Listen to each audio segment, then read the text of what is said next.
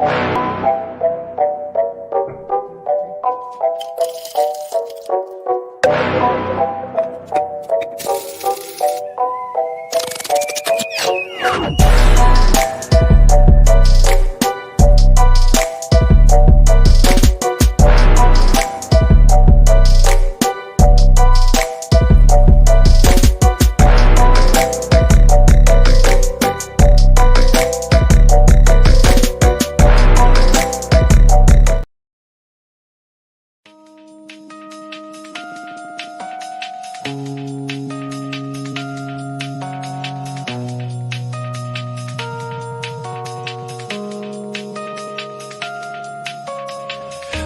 a sunburn to peel the daggers off your tongue. Young and dumb, I'm rotting like a bed sore. And a cold case that's never gonna be more than scratching at the walls while you're waiting for a bullet to come.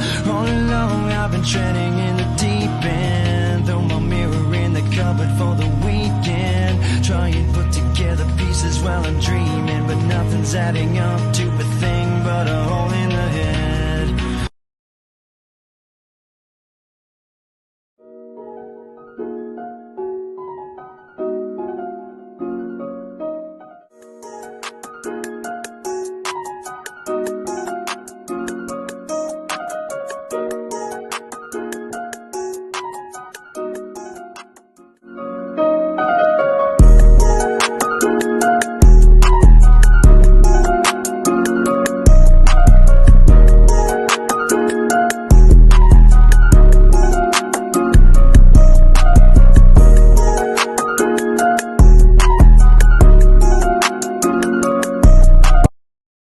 An opportunity here to provide leadership, support, and a voice to the voiceless.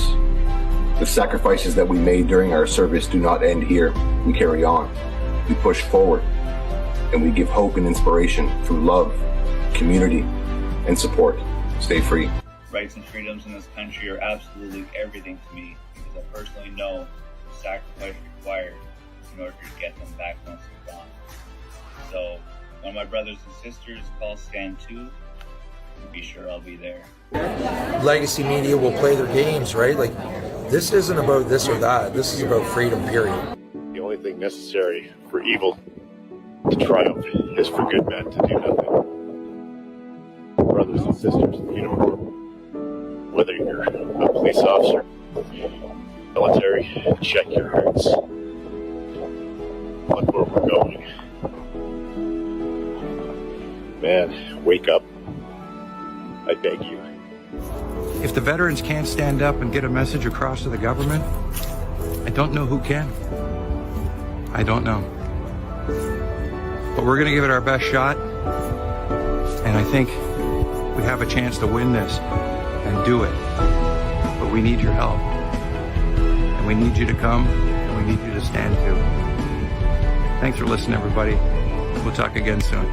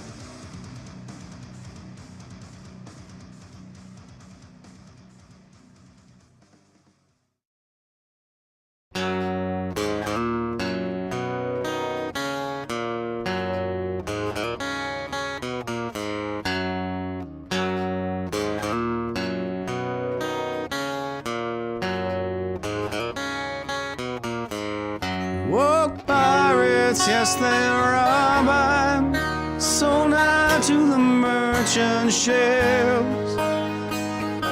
Minutes after they took I from the bottomless pit. My head was made strong by the hand of the Almighty. We forward in this generation triumphantly. Won't you help to sing these songs of freedom? It's all I ever have. Redemption songs, redemption songs.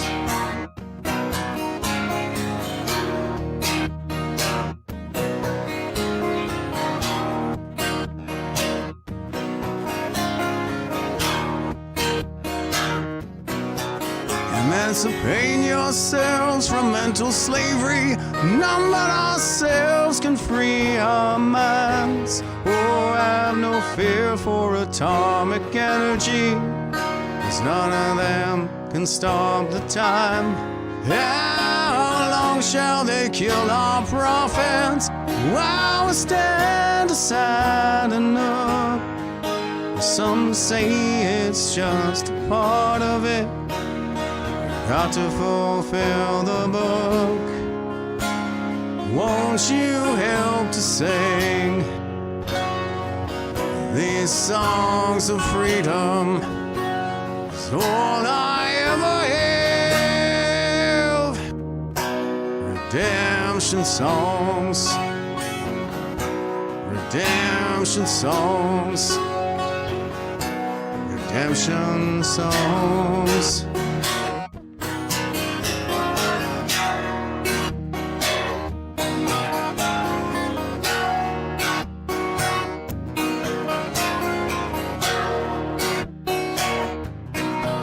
Emancipate yourselves from mental slavery. None but ourselves can free our minds. Oh, have no fear for atomic energy, 'cause none of them can stop the time. How long shall they kill our prophets while we stand aside and look? Some say it's just a part of it. Got to fulfill the book. Won't you help to sing these songs of freedom? It's all I ever have. Redemption songs, redemption songs. It's all I ever have. Redemption songs, redemption songs, redemption songs.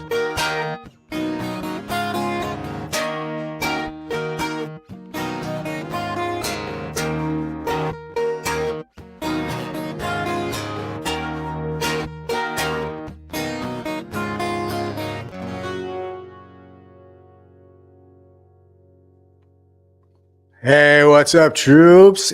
Jeff Evely, the Magnanimous GenX'er Male. I'm back with you now on this 5th day of March 2024.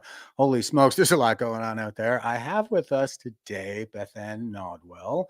I'm going to bring her in here in a minute after I go ahead and say good day to everybody here. Slabtown Gal, first one on the board, says triple slashy right back at you. And Messiah 854, nothing like a good podcast after 2 days straight of snow shuffling. We almost had an early spring here in Manitoba. Yeah, commiserations for that. We have, I think I read 30 to 40 millimeters of freezing rain headed my way right now. So good times, everybody. Gotta love these Canadian winters.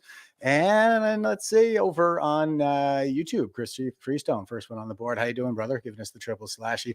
Cora says, hello, everyone from X, right on. And another one from X, good day, all Freedom Warriors. Lee Clark, lots of people on X here today. Says Canada, Canada, Canada. Right on, yeah. And we got Steve Steve Robitaille over on YouTube says F book is down worldwide. Yeah, I was just checking that right before I went live. Mine came back up there, so I hope everybody is back and running. It was a little weird there. It said, I had the wrong password, and I know that it's not the wrong password. But it looks like I'm back in on all my systems right now anyway. And Leanne from Facebook is saying, hey, Freedom family, watching from deep in the bush, Merrickville, Ontario. Merrickville is my favorite spot to go on my motorcycle from when I was in Ottawa, man. That is the one redeeming quality of Ontario, is it does have good motorcycle riding. And our most faithful of all watchers, Cindy, is here saying, good afternoon, Jeff. Hearts, seems the effery is over with the afternoon, friends. Yeah, I think you're talking about the Facebook outage there as well. And Stacy says, hooray, Bethan Nodwell. All right on. Okay, folks, I'm going to go ahead and dive into this sucker here before I bring Bethan in. I don't want to leave her waiting too long backstage here, but I was going to go. Let me see now. I was looking for a quote today, and I just couldn't resist this one because Holly Doan was sharing this out. She's got an image here of the book, The Secret Mulrooney Tapes by Peter C. Newman. And she says, Prime Minister Brian Mulrooney, Ottawa is a sick city that runs on goddamn incest, and they're all married to one another. They're shacked up with one another. Their wives are on the payroll of the CBC. It's just awful. So, I think I couldn't resist that one, especially given current events and the situation that we're in here in the frozen communist shithole, as Joe Rogan would say it, that is Canada. And I had to go see this for myself, but apparently this is, in fact, a real quote, because here's the CBC. This is from September 14th, 2005. Random House Mulrooney book will be a bestseller. And here is a list of quotes that I thought was rather entertaining. On Ottawa, this place is sick. They're all married to one another. They're shacked up with one another. Their wives are on the payroll of the CBC. It's just awful. The goddamn incest here. Awesome. I didn't realize how based Brian Mulrooney was until I went back and read this. And here he is talking about Ottawa reporters. He calls them a phony bunch of bastards. And here's Pierre Trudeau. Trudeau's contribution was not to build Canada, but to destroy it, and I had to come in and save it. Wow. Based Mulrooney. Who knew? And speaking of based, this was going around. I think I might have picked this from Bethan's profile, actually. It says, this is a picture of shirtless convoy man, and he's having a smoke in front of the cops in riot gear here. Everybody's probably pretty familiar with the meme. And he's got the red eyes going on here, laser eyes. And it says, belligerent nationalism, the solution to communism. Yes, right on. And I saw Bethan tweeting about that recently too. There's been some developments on that one. He was just to court, and he's all squared away, I guess, as far as we can be. But without further ado, I will bring Bethan in now. How you doing today, girl? What's going on? Hey, honey boo, how you doing? Oh, not too bad, not too bad. It's Tuesday, and already it seems like the news is overwhelming. But like all hell is breaking loose, right? Can you hear me? Is it okay, or should I add my headphone? The audio's all right? Okay, we didn't test you sound good. Yeah, no, all hell's breaking loose. Like, this is going to be an illegal conversation very soon, right? We're not allowed to do kidding. We're talking. Can't do it. We're on house arrest. No, we might get charged with a pre-thought crime. Right? What? Yeah. Like, that's a Tom Cruise movie, right? Where they had people arrested for crimes they had yet to commit. I mean, what amazing ideas. I think this is one of those Venn diagram situations, because I feel like, Minority Report is overlapping with 1984, because we got the thought crimes from 1984 and the pre-crimes from Minority Report. And now we have pre-thought crimes with Bill C-63, or, I lose track of the numbers. It's 63 now, right? 63. Yeah, 63. And I mean, I was just listening to, before I got on, I was just listening to a little blurb with Greg Wycliffe talking about it. And, he's really thoughtful and introspective. He's not just a pretty face. He's a very smart guy, and, just his concerns about what is coming to be. And this is now not the first time where I've talked to people who are getting that sense of dread that they had prior to the convoy, right? Yeah. Where, I thought for sure we were headed to quarantine camps. Like, I was pretty sure that's what we were going to be dealing with next. I'm like, did, my friend, Monique, she was locked in a quarantine camp nightmare in Australia. And so it's part of the Commonwealth. It's not that far away from the reality. Did they really build them? What do you know about those quarantine camps that they had? Well, I just remember from one of the video teleconferences that got released there. Oh shoot, I think it was it Freeland that was talking about how they had and Patty Haidu did there was a video of her that got released from one of their Zoom calls. No, it was a public announcement, and she was saying that they built these quarantine camps, and there's going to be more in this region and more in that region. So I remember including the clip anyway. Chambers. Monique was talking about, being locked in this room in Australia, and she was in quarantine, and they would, come to her door in hazmat suits, and it would be a forced PCR test, and you had to pretend you were okay. I'm okay. Otherwise, they'll lock you down longer. So even though, you're anticipating being tortured, you had to anticipate it with a smile on your face. Of course, you can ram this object up my nose. That's very dangerous, by the way. The PCR tests, I couldn't even believe it when it was happening. Those are extremely dangerous tests. Your that nasal cavity in there is very delicate, very vulnerable. How many videos did we see of children injured, bleeding from the eyes, bleeding from the nose because of nurses or health practitioners who just rammed it up there? And I can still remember the screams from the hospital when we were doing that to kids. And adding on to the list of lies, that was a lie. The PCR test was all a lie, and it involved torturing people. And, that's why I feel this steely resolve in myself, be it masks on children, PCR tests, vaccine injury. No, we are going to the end of this. We are following this through to our final days. We were born for a time such as this. I'm not forgetting about it. I'm not going home. I'm not giving up. Nope. No, we'll do it. Amnesty. Yeah. No amnesty, right? Exactly. And I don't care if we just have a bag of rice left. We're doing this. We're doing this to the very end, and we want to see arrests. I even noticed that I think someone was tweeting about Jody Wilson-Raybould and what a hero she is and all that kind of thing. And I have no qualms with Jody Wilson-Raybould, and I appreciate she did what she did during the SNC-Lavalin drama. But she kind of disappeared after that. She has been very little of an asset or an ally to the movement in any way. And then I was told, no, she's got legal circumstances, and that's why she can't speak out. But I'm just like, we all have legal circumstances, don't we? Jeremy McKenzie has legal circumstances, and look at his mouth. No kidding. Right. Yeah, and holy smokes! Hopefully that one takes a turn here soon. I was tracking that one pretty closely. I was down. You were tracking his court case, eh? Yeah. And that was something else, man. I swear. Strang perjured himself like within 10 seconds of taking the oath. That's what I saw anyway. The first thing out of his mouth was, but you haven't told me your name. I don't know who you are. And that was to Morgan May. I was like, Morgan Uptill. And so I was like, yeah, like the heck he doesn't know who she is. So first thing out of his mouth. But Jody, the Jody Wilson-Raybould thing. I mean, I don't know.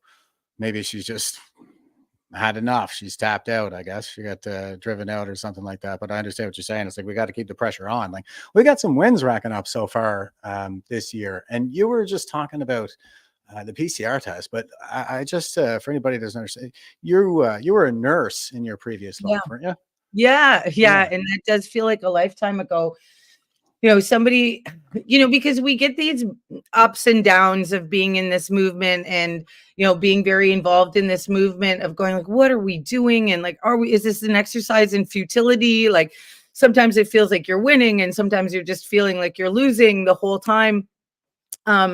But yeah, like 3 years ago, if somebody had told me as I was pushing a med cart down a hallway and seeing my patients that in 3 years from now, you're going to be traveling around the world, you're going to be in Washington, you're going to be doing all these things, and I'd be like, "Are you sure?" Because right now I'm opening packages of medications and giving it to heart patients, right? And Right. or people with diabetes or whatever their conditions were. So my personal world has completely shifted 180 degrees. I don't recognize the life that I'm living now, because I was living a very small little country life in a small town hospital, dealing with small town gossipy nurses. Like that was my biggest problem, was nurses gossiping. And now, like we're taking on Klaus Schwab and George Soros. I wish I just had to deal with gossipy nurses. That would be easy Uh, compared to what we're yeah, dealing with now. no kidding. And speaking of you've been working with Freedom Fighters Canada, right? Yeah. So right after the convoy, there was a guy there um, who is a pipe fitter from Alberta named Jeremy O'Sullivan. Drew nicknamed him Jeromey because his name's spelt Jerome, but it's pronounced Jeremy. Okay. And we started that organization kind of together, this group, and we just kept coming back to the hill. We were sort of living around there, and there were a lot of people from Alberta who weren't ready to leave. And so we just kept on going, and we were harassed by Rainbow Karen and Purse Nuggets, people who've now become kind of international stars within the Antifa movement. Like we were Yeah. dealing with them every weekend. And then we found out a bit more about what Purse Nuggets was up to in her private time. And we ended up finding some, thanks to some people we know, like we found some dirt on her. And so she's far less threatening now. And, for those who want to go look it up, you go look it up yourself. But yeah, she's a lot less threatening than she was in those initial days. Yeah. We were afraid of the Fair girl in enough. the Yeah, she's a regular feature on this program too, because you can't help it. I mean, Oh, everything Chris nuts. Stacy's every I know. maybe third or fourth video that Chris Stacy's got up or something, it's either like you said, Rainbow Karen or Purse Nuggets. I know. And like that's basically the best that they have. Like you went to Afghanistan, you fought against the Taliban, and like this is who we get now. This is the Taliban, right? So maybe it's not as scary as a jihadi, maybe. So I'm glad you're on our Yeah. team. Anyways, you guys It's not fought like they're going to behead us. I mean, we can safely assume that. It's Canada. No, but they're so getting pretty confident with those sonic whistles, aren't they? Just blasting them in people's faces. yeah, We were I think I saw you there. We were at a Save Canada rally in front of a school outside of Toronto, in the Toronto area. And I think that's where Nick got punched and, had the bloody nose or the cut above his eye, right? Remember that shot? And they were using electronic whistles there too. So it's interesting how casual and familiar they've become with using these kinds of weapons. And they even used it on like, what's a Wild Bill, right? Who's a senior veteran and, a senior citizen, right? With his veteran vests and that kind of thing. And they were putting it in Grandpa's face. It was disgusting. It was really, really gross. Bill, he got stabbed with an umbrella too. Well, like why not? Why not stab senior citizens? They have, they have no moral grounds, and no matter what, they hate us. And so if they, like, I think that this is clear. When they call you a Nazi, that means game on. Everything is acceptable in what they do to you. So whether they punch you in the face and cause a bloody nose, or if they, stab a senior citizen with an umbrella, well, you're Nazis. So it's fair game. So that label is very insidious and very dangerous. And I don't appreciate it. But I've been called it now so many times, I'm kind of over it. But it has kind of lost all meaning, and it's obvious projection as well. Like the Right. fascists are the one calling us Nazis. So Right. Yeah, like, um, "Go home, fascists," and it's like, "Who are you talking to? I live here. This is my school board." I've dealt with Rainbow Karen a lot, just dealing with these counter protesters, if we wanna talk about anti-hate or Antifa. There's it's been a long journey now, and we've dealt with these people in almost every single event, and so whatever tack we take, whatever position we take, they take the opposite. So whether, we are, supportive of the convoy and we're against mandates, well, they are against us. And whether we are, with Nilly Kaplan-Mirth, that crazy doctor who is a school board trustee for the Ontario districts or the Ottawa district school board, she was nuts. And she'd show up with yellow rubber gloves and like 3 masks. And she wanted to bring back mask mandates into the elementary schools. And we showed up to say, no, that's not happening. But of course, Rainbow Karen was there with her daughter and, just screaming in our faces. And, and like, there's no talking. It's almost a performance. I watch her go and I'm like, she's acting. Like, this isn't actually real. And now she's on, the Palestinian Israel conflict, and she's right there. She's got her Hamas, scarves on, and I'm just like, man, like, is there an issue that you aren't protesting these days, Karen? And you clearly don't have anything else to do, but it doesn't matter. She just takes the opposite to us. And I think, let me see. So what we're talking about is Everything. this is the crazy thing. It's like they can basically assault people and almost never get arrested. She got arrested just recently. Yeah. Like a couple of weeks ago. There, it was during the anniversary of the convoy. She finally got arrested at the end of the weekend. And anyway, that was good to see. But it's always a scene with this woman. Check it out. Right. Those divisions were on display. Hey, come here. A counter protest It's just hit her with a microphone. Yeah. With a member of the Freedom Convoy. A big bunch of whiny babies who threw a mega tantrum last year in our city.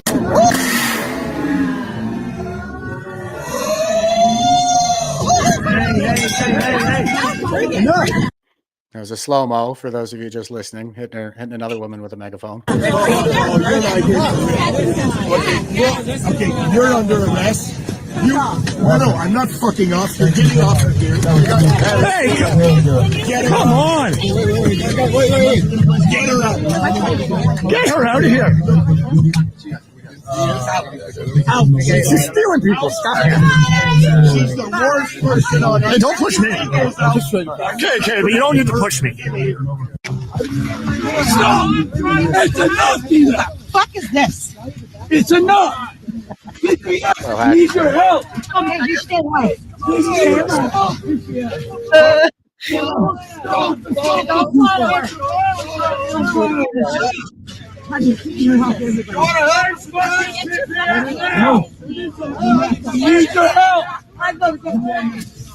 won't stop. Well, and then PPA come to get her. But it's not hard to tell who the good guys are here. What do you think, Bethan?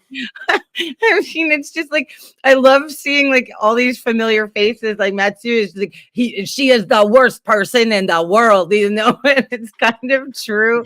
And then tinfoil hat man doing a citizen's arrest at this point. It's like, fine, if the cops aren't going to do anything, and the Police Protective Service of Parliament Hill aren't going to do anything, I guess we've got this, and we're about to do a citizen's arrest. So like, it's highly entertaining. I would never watch another television show again, not when we have like Chris Dacey going out there and getting us material. It's like the best TV show ever. Yeah, this is better than any reality TV, really. Never a dull moment. And that's not the slightest bit of an exaggeration. And Chris was speaking to the press corps at the opening of the anniversary of the convoy there. That's right. That was incredible. Yeah. So another guy who's really getting some traction. Yeah, Daisy's a changed man. Like, we're all changed in the past 2 years. Like, who we were in January 2022 I feel that I'm a very different person in January 2024. I'm a lot more fearless, but Chris Stacy, the amount of development that he has made, yeah, Daisy rocks 100%. How he filmed before and now how he films now, sort of ambushing Trudeau. He's getting really good, and he's calming his voice down. It's not as high, sort of like, oh, Mr. Trudeau, he's very calm. And now he has a series set of questions he puts on repeat. Like, I'm so proud of him. In what he has done and what he's become. He's an absolute animal. Like, he'll go out there, rain or shine, doesn't matter. And he's like in the thick of it. And he's much calmer with the police now too. I really respect everything he has done and the man he's kind of evolved into over the past 2 years. Got nothing bad to say about that man ever. I love him.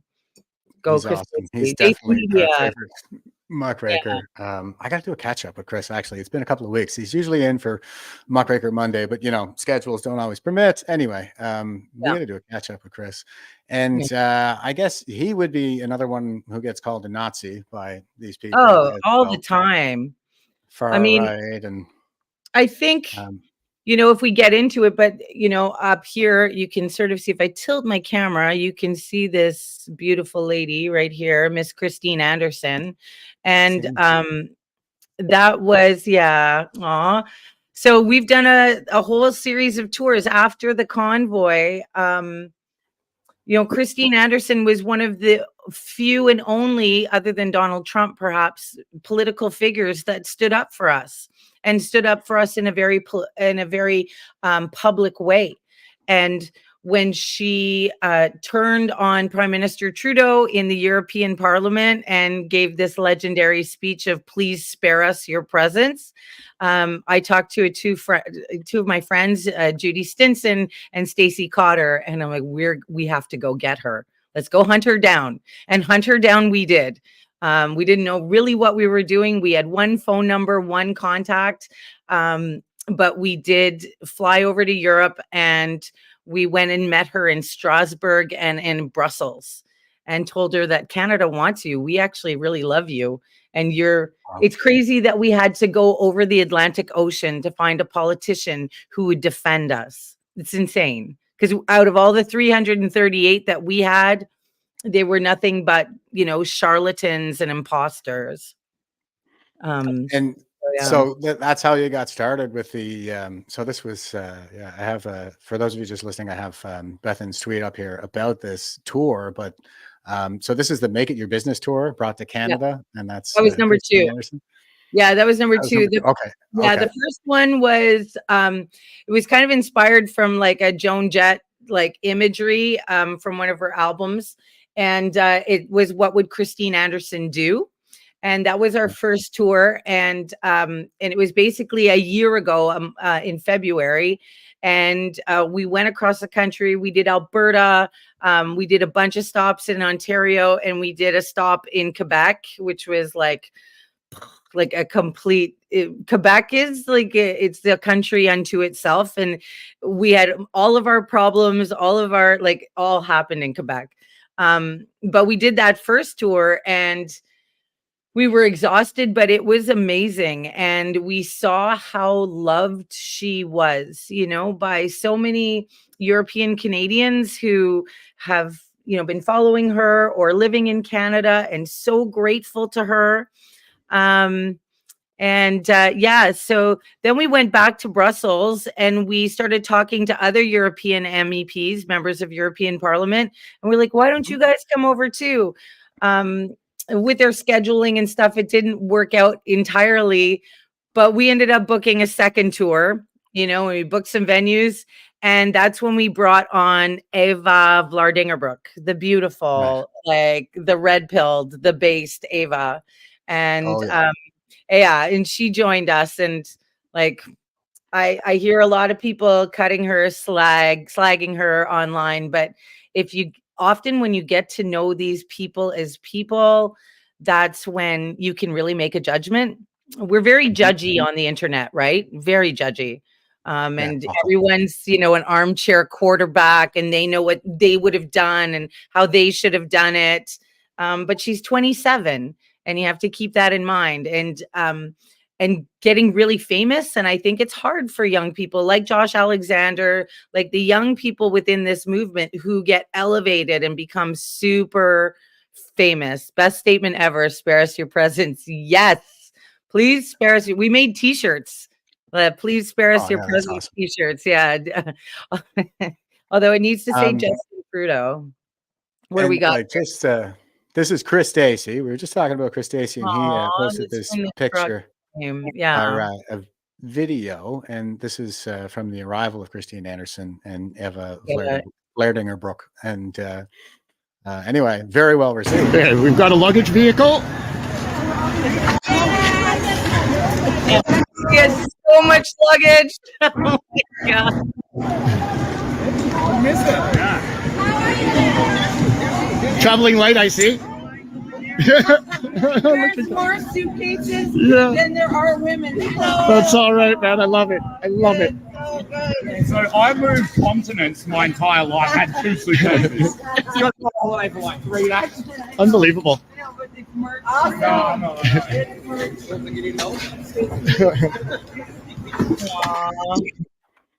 So you're just kind of like everywhere where the action is, huh?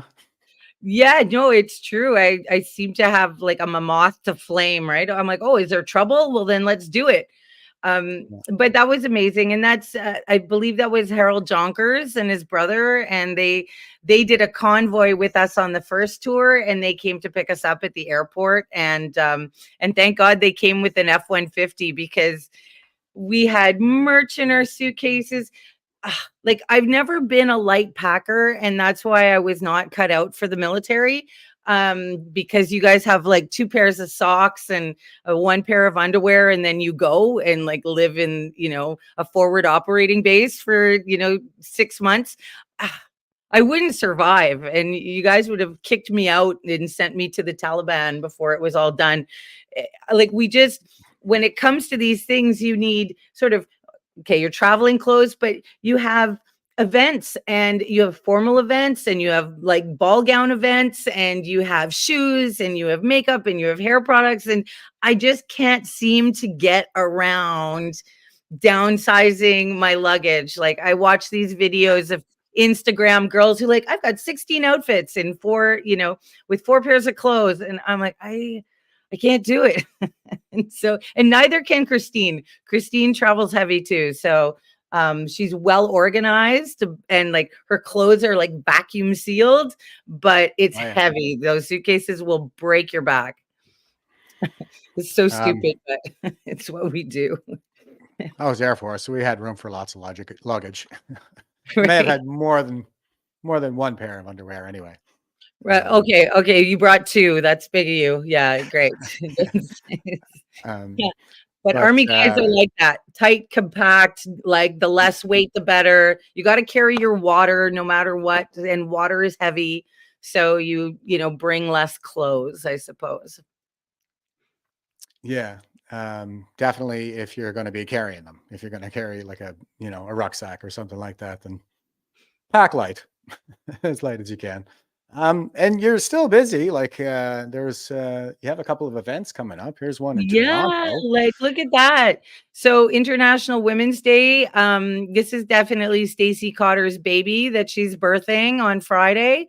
But we have congratulations. Congratulations. It's her next baby. Oh my gosh. But these women, Linda Blade. Okay, I have her book. Linda Blade is a force to be reckoned with in this country. She's an Olympic coach. And believe it or not, she used to coach Jamie Saleh. That's how small this world is, right? Long before any of this was a thing, she was Jamie Saleh's coach. But yeah, I know. And she coaches at an Olympic level. And she's been doing a lot of behind the scenes policy advising regarding this trans activism and this trans agenda. So her book is called Unsporting: How Trans Activism and Science Denial Are Destroying Sport. So there's that. And within that group, you can see a beautiful girl named April Hutchinson. You see her with her beautiful white teeth. And so she's a power lifter. She's a power lifter. And she, you know, and she's a girl power lifter. And like, you know, she would probably beat us both up very well. But she has been fighting and resisting men competing against her in her divisions, right? Because they will steal those medals from her, you know. And why we're having a conversation about 40% more upper body strength, you know, which is what men are blessed with.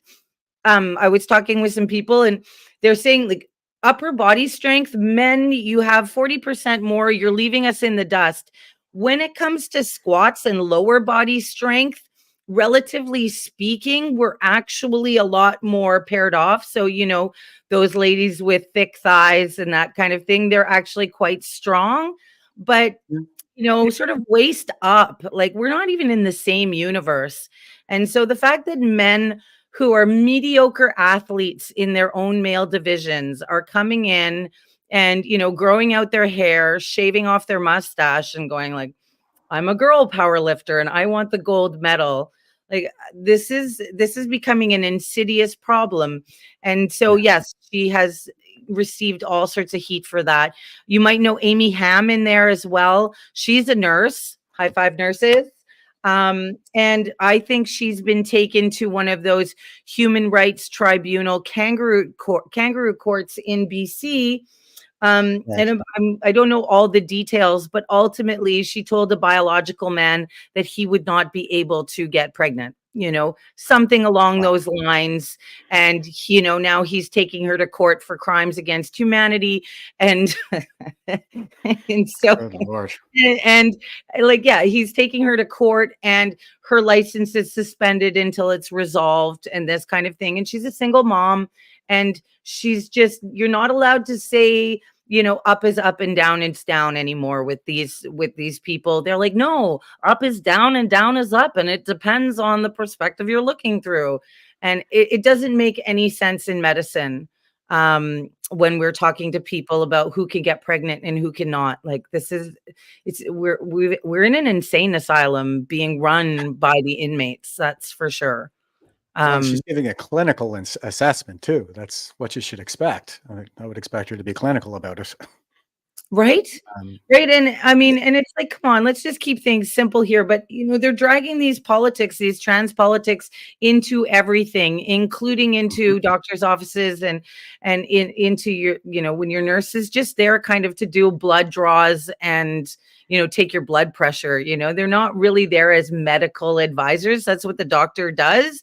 But we explain what the doctor, a big part of our job as nurses is to explain what you've just been told. The doctor comes in, goes, ba, ba, ba, ba, ba, ba, ba. The patient's like, what was that? And then the nurse kind of works with them afterwards and going, this is what this means. And this is what your options are. And you want to give people the best information that you can so that they can make an informed choice.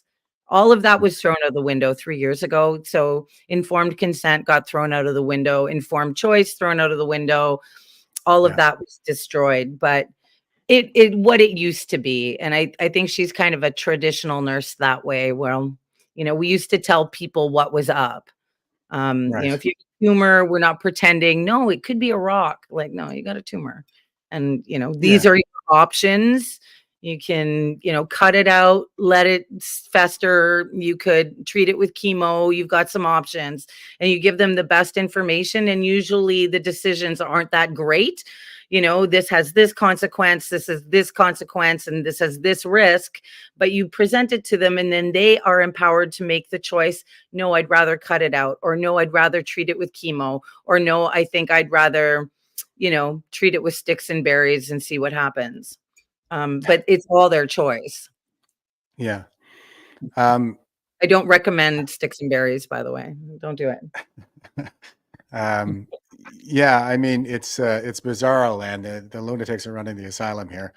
Yeah. And I met Amy at the Free Speech and Medicine conference there last year in Bedeck. And I think she also took a bunch of heat just for putting up a billboard that said, "I heart J.K. Rowling." Do you remember Right? that? Right? Yeah. I mean, these people like, and I think with the trans activist movement, they target people, right? And they're trying to make an example out of Amy. They're bullying her. Apparently the trans movement's all about preventing suicide and preventing bullying. That's why every school in the country is littered in rainbow flags and LGBTQ propaganda. But it's all about, protecting bullying. But when they think that you're white, straight, conservative, Christian, or something like that, oh, it's on, because we're Nazis, and you're allowed to do whatever you want to Nazis. So I guess this Nazi family is kind of getting bigger and larger. And everyone is at this point, but yeah, it's just madness. So this event in Toronto, I think there are still some tickets left. And yeah, I'll be there for sure. I'll be there with the ladies, and I can't wait to meet some of these women and seeing Linda Blade again. Like, I love her. Everybody needs a coach. Like, everybody needs a Linda in their life. Yeah, and if you want a little more Linda in your life there, fellas, you can get to trinityproductions.ca. Get yourself a ticket for this event. It's the reality-based Yeah, if you want a little more Linda in your life. So yeah, no, that's like an event. So that's this Friday. But I'm just sort of like, I was watching the video, like the emancipation song there. Redemption song, yeah. Redemption song, exactly. But they say emancipate yourself from mental slavery, right? And I was seeing like images from Rolling Thunder, and I was just thinking, like, how far we go back, Jeff? Like, it does feel like Rolling Thunder was an eternity ago. James Top was an eternity ago. I know. But at the same time, it's like it went fast. It seems like when I stop and think about it, it does seem like it was an eternity ago. But the last 4 years, I keep having to look down at the start of every episode. Like, what year is it? Oh, 2024. Right. Right. At the same time, it's like the time is compressed in the one sense, but in the other, like the events themselves seem like they were a lifetime ago. It's weird. Yeah, we've done so many things, where Rolling Thunder, and just seeing how hysterical the city of Ottawa became and how hysterical the police became with the thought that motorcycles were going to be coming. And, they had visions that we were going to convoy and stay. And of course, there were murmurings of some people who were like, yeah, I think we're going to camp out on Parliament Hill and stay until it's over. It's like, So, of course there's always people who want to stay, and they'll no, we'll just live here, make Parliament Hill a tent city. But, we actually meant no harm, and we were not planning on staying. And, I think Neil tried really hard for that event. And I think it was good for like what you guys did, the V4F team, what you guys did that day was, the sun was on her face, and it was absolutely beautiful, right? Like, I loved that ceremony. It's actually one of the highlights for me over the past 2 years, was that ceremony. It was really, really beautiful. And and then James Top, like, I nearly started crying. Oh my gosh, it was so amazing. I had friends, I don't know where it was, but I had friends who walked like the last 25 kilometers with him. And like, everybody was dying. Their feet were blistered. Like, each pack of people had a lead of army guys, and they're yelling at them. And they're like, why are they yelling at us? Like, we're just civilians. They're like, let's go. And they're like, we're just trying to march. It was pretty hardcore. But that was an incredible event too. And it's like, every time it's a reunion, and every time it fills up our cup, because we get so isolated, depleted, and drained that even though these events, that even like a Canadian Tire parking lot event, it might seem insignificant, but it's about filling our cups up again and finding that group solidarity. I know people say convoys are useless, but actually there's nothing I love more than a convoy. I love a convoy. It's such a powerful feeling. Yeah. So here's Bethan. She's saying, thank a trucker anniversary event, January 27th. So you guys did an event for that, basically? Yeah, it's Niagara 10-4, best group going. The fact that it's a group that's still standing, you know, after the past couple of years, a lot of organizations and groups have self-immolated or exploded. But Niagara 10-4, these ladies, they just did like a flag waving event. They do it every Friday or almost every Friday. They go to the same bridge and, you know, and then they make hot chocolate and they, you know, they bring some food or what have you. And they just make it a community event. And it was the 2-year anniversary because at that location where they were at, it was a pivotal location prior to the truckers entering Ottawa. So they want to, you know, just remember that. And I still believe that the truckers saved my life. And I'm a stand for that. So I see Chris Barber or I see Harold Jonker or, you know, even friggin' Norman Blanchfield. And I'm like, those guys saved my life. I owe them. I know. And it's I think we'd still be locked down if it weren't for the truckers. And it's probably not an exaggeration to say that, you know, they saved our lives because we were headed for the gulags, man. That's how it felt. And so the fact that people want to celebrate the anniversary, the 2-year anniversary, you know, and, you know, the people that can criticize it or belittle it, I believe that we actually need to celebrate it and we need to remember and we need to go back and thank a trucker for what they did for us. Because some of them are still being persecuted. Chris Barber is still going through lawfare. Pat King, you know, his bank accounts are still frozen, you know, and oh my God, you know, he has to use like a credit union. Oh, Barber, look, he's such a giant compared to all of us midgets. He's so huge. And yeah, and he's carrying the weight of all of that on his shoulders and doing the fundraising and to try and pay for legal fees. I have nothing bad to say about that man. He's human and he might have faults, but the only fault I see is he only wears plaid. That's it. That's all I've got, you know? Unforgivable. Unforgivable. It's his best color. The best color is plaid. But I love him so much. And Tamara too. And I think Tamara has political aspirations and it's like, good for you. Go get him. I don't care. Yeah. You know, absolutely. Critics are going to criticize her for whatever. I don't care.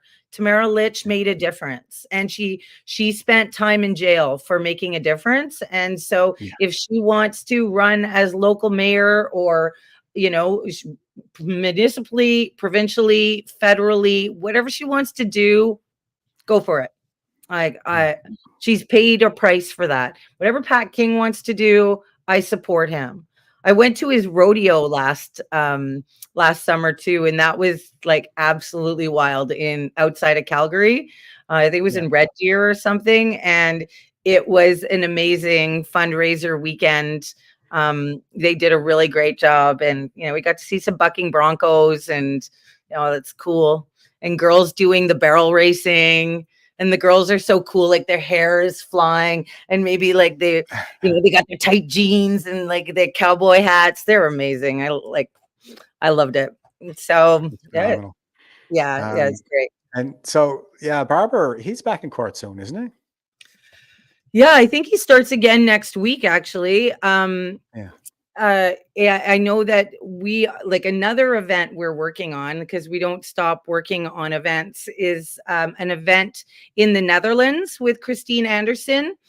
Again, the Dutch farmers, because of the Canadian truckers, they were an inspiration to the Dutch farmers. And that's what kicked off the Dutch farmers. And so when we went to Europe to go see Christine Anderson, in Strasbourg and Brussels. Well, Brussels is 2 hours away from Amsterdam by train.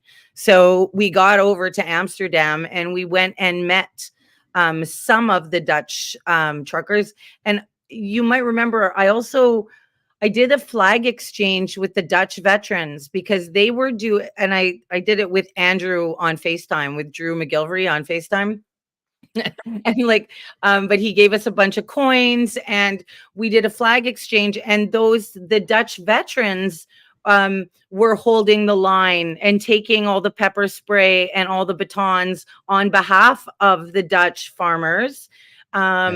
And sustaining a lot of injuries, but they were being that front line, very much like you guys did for us when the police crackdown happened. A lot of similarities. And we have this amazing history between Canada and Holland, right? And yeah, and like, because it's funny, when the Dutch heard that, Canadians were putting on this event, they're like, what do Canadians will have to do with the Dutch? And I'm like, what do we have to do with the Dutch? May I go back 80 years and let's have that conversation. Have you seen Ottawa in the springtime? Because it's like tulip fever, right? And it's all because you guys send us your tulips. Because, we helped you back then. We have an ancient and strong relationship with Holland. And we have Dutch farmers all over Canada and all over the United States. If it weren't for the Dutch farmers in North America and Europe, we'd all be starving. We'd just all be eating Bill Gates bugs and, fake meat. So, pretty pro-Dutch. Yeah, pro-Dutch all the way. So we're doing that, and we're doing that with Christine and this beautiful man named Matthias Desmet. Have you guys heard of him? The Psychology of Totalitarianism. Yeah, I think I've seen him speak somewhere before. Yeah, and he's absolutely brilliant. So he's the one who came up with the term, now I'm drawing a blank. What's the term, chat? You know what term he came up with? Oh gosh. Okay, if you look him up, Matthias Desmet came up with the term of I can't believe I'm drawing a blank. Psychosis. Mass formation psychosis. Thank you. Mass formation psychosis. I was like, controlled something. Mass formation psychosis. Right. So how we all become kind of drones. It's safe and effective. And so we can align into mass formation very easily. He is currently working on another book. I don't know if he will be talking about another book, but this event in the future, we have a psychologist, a biologist, a journalist, a farmer, and, the High Queen, Christine. And we're going to be talking about the future, and this is a big thing that V4F actually focuses on, is the future, right? Your forward operating base farming and food sustainability and creating your own networks. To be able to, even if they turned off the power tomorrow, we would be able to at least feed the community that we have. So we are definitely looking at ways of the future. And I do think that, there are some people out there who are talking about creating a community outside of this matrix that we're living in, and we'll have our own economy and we'll have our own everything. So these are ideas. Parallel economy. That's right. So we're talking about ideas for the future, and we do have a very, intelligent think tank of people around the world. We were in Washington. There's lots of brilliant people who are thinking about these things. And so for me as a connector, it's just trying to bring people together and go, okay, share your ideas. Okay, come here. Share your ideas. And maybe somehow, some way, it's going to be something that Matthias says or something that Christine says that's going to hit an audience member in the head. And that idea is going to be the difference maker wherever they live. So that's what we're looking to do. I want to join the parallel economy. Yeah, no kidding. Like, are we going to trade potatoes, or what are we going to do? Grandma's jewelry. Yeah, it really does seem to be the case. Like, they can basically cancel us from any any section of the economy right now, and they're locking up people's bank accounts and the whole shebang. So yeah, we got to jump ship and start building our own systems, right? Yeah. And, after the convoy, one thing that probably we didn't talk about enough, we talked about what they did with the major 5 banks and what they did to make an example out of certain protesters. Like with Danny Bulford and Piper Bulford, they were just making an example out of them because there was really nothing that Danny and Piper had done. What they're doing to Pat King, who is kind of one of the more extreme dissidents, is they're making a very strong example about him. What they did to Mackenzie, make an example out of him. It's just in order to put some fear in our hearts that like they could do that to me. The Coots 4, wow. Make an example out of them. And so it puts a fear into everybody that I better not make another move because they will do that to me, if not worse. But it's actually the time when we need to activate more, right?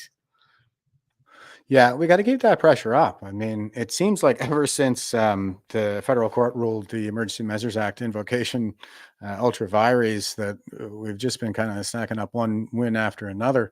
I saw the Nova Scotia government calling the unvaccinated healthcare workers back to work. I'm going to be talking with Chet Chisholm about that tomorrow. Oh, awesome. The broader view on it, I guess, Right. the current state of affairs, collapse, that is, of the healthcare system.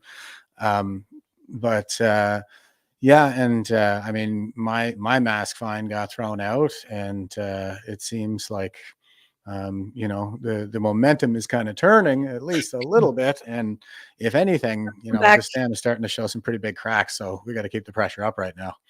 Yeah, I think that we're getting a lot of wins in Ontario, maybe the Maritimes and the West, but Quebec is holding firm to the fines that they gave people. There's François Amelagas. He was he came to Canada. He's kind of one of these like immigrants we really do want. And he came as a Cégep math professor. He was teaching mathematics. And I think he's from Benin. And he'll probably kill me when I get like his country of origin wrong. I apologize. But he came to Canada, and then he started noticing this communist creep. And then with the COVID lockdowns, he was kind of leading the charge in Quebec in a lot of ways. And it was again, we were dealing with stuff like masking. They were protesting masks, and they arrested him and they incarcerated him for, I think, being at this protest and posing a threat to Monsieur Legault, the premier of Quebec. They found him threatening, and they put him in prison for 4 months for participating in an anti-mask protest that threatened the, François Legault's panties, and it made him all nervous, even though he's got, he's surrounded by men with guns. But, he was really afraid of this, Black math professor. And so during the convoy, Amelagas was in jail. And so he missed the entire convoy because he was incarcerated at the time. But he was one of the first to be, brought out in the spring. Yeah, 4 months. 4 months. And crazy. I think, for like a mask protest. So for some people, especially in Quebec, justice for people like him, it's going to be a longer road, even longer than King's or Mackenzie's. And he's unknown in the English community, but he's a fireball and I love him. And I think Viva interviewed him too. Okay, right on. Yeah, Viva, like, thank God for Viva, right? He's done such good work for us. I love him so much. 1,000%. Yeah, and he's down in Florida there. I used to live in Florida, so I can appreciate, man, the freedom. It's the freest state in the union. Yeah, are you jealous? A little bit, yeah. What would be the point that we need to get to where you, Jeff Evely, would decide to leave the country? I don't know. I don't know if there is a point. It would have to be a pretty clear and convincing loss on our side. I don't think we're there yet. But I really, I mean, we got to hold this ground. The only thing that's been stemming the tide of global tyranny since the Industrial Revolution is the United States and the fat falls. And I think we're pretty much doomed. But I just kind of feel like it's my duty, I guess, to stand on guard for thee, and this is ground that we shouldn't cede. So, we'll stay and fight it out to the end, I guess.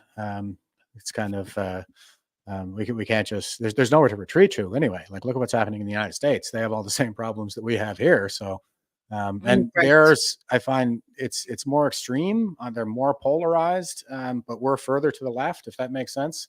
So Yeah. their coots for are like several hundred people who've been in, since 2020. Yeah.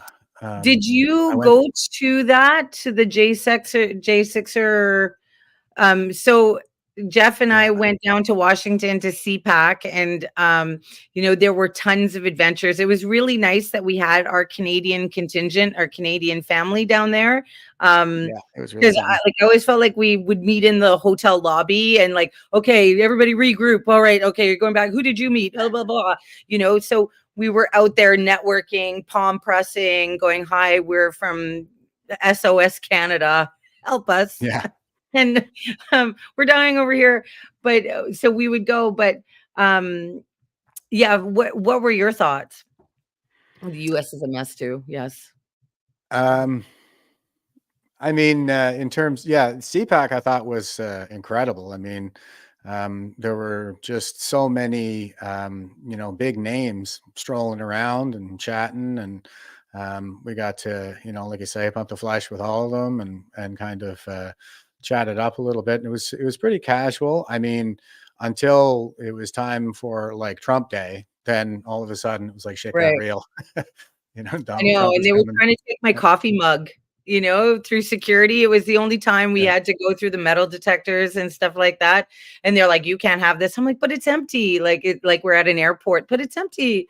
And they're like, no cups. I guess they thought I might throw my mug at Trump. So it was a weapon or something. So I had to go hide my mug behind a poster kind of in the lobby. I'm like, you're not taking it. But yeah, I thought that was, it was incredible. And like, I think a lot of criticism of the conservative movement is that there are a lot of fakes within the movement, whether they call it big con Inc. or that kind of thing. And I do find one of the most incredible things about who we are as a Canadian freedom movement is that like we have pretty strong bullshit detectors too. I did meet fakes. I did meet people who are very famous in the conservative Republican circles. And, and Stacey and I would often go, did you see that? Like he smiled with his mouth, but not with his eyes, and you could really tell that they're like, oh yeah, have your people call my people. I'm like, you're liars. But, but every now and then you would Maple MAGA. Oh yeah, baby. Oh yeah, baby. Every now and then you would meet somebody who was authentic and like really was hearing you. My most authentic person, and I want to know what it is that he has, was Eric Prince from Blackwater. That man, the way he talked to me, and look, I'm a nobody. I'm a Canadian in like a big giant pond of huge fish. And there was a way where he shook my hand, said my name, and listened. And I absolutely felt heard. I don't know what that is that, I'm dealing with a billionaire here, right? But he had this je ne sais quoi that made you feel, I think they said that about Bill Clinton. Like he used to do that, even though you don't want to be in the presence of Bill Clinton anymore. That's probably not where you want to be. But he had this particular way of making that individual feel heard and feel important. And I had that moment with Eric Prince. And he's working on a neat project too with kind of these cyber phones or whatever they are. They're phones that are outside of the grid, unhackable phones or whatever. He's working on a big project. Yeah, it's another one of those well, I mean, not another one. This is a kind of a fairly new phenomenon on the market where people are getting these secure phones. Like basically, a lot of them I think are Google Pixels, and they've been de-Googleized, and there's encryption to protect your data and stuff like that. So, it seems like maybe that's going to be the next big market. And you have a guy from a security background like that too, putting his own brand out there. So it could be big. I think he's doing pretty well with it, actually. Yeah, and he doesn't seem, because this guy, what he owns, Blackwater, is what, for people who might not know, it's like Blackwater has like helicopters and munitions and, tanks, jeeps, like armored personnel carriers, whatever you're looking for. And if you're in Iraq and you're like, okay, we've lost some equipment, call Blackwater, and they'll show up with, planes, trains, and men to drive it. So it's quite a business that he has, and he doesn't come across as a hardened JTF2 guy, right? He comes off as actually very soft-hearted. That was my impression. Maybe I'm wrong, but I find that's pretty common with kind of the elite forces guys, that it seems like they're all just sort of cool as cucumbers. Right. Nothing phases them. They're just kind of pretty mellow people for the most part.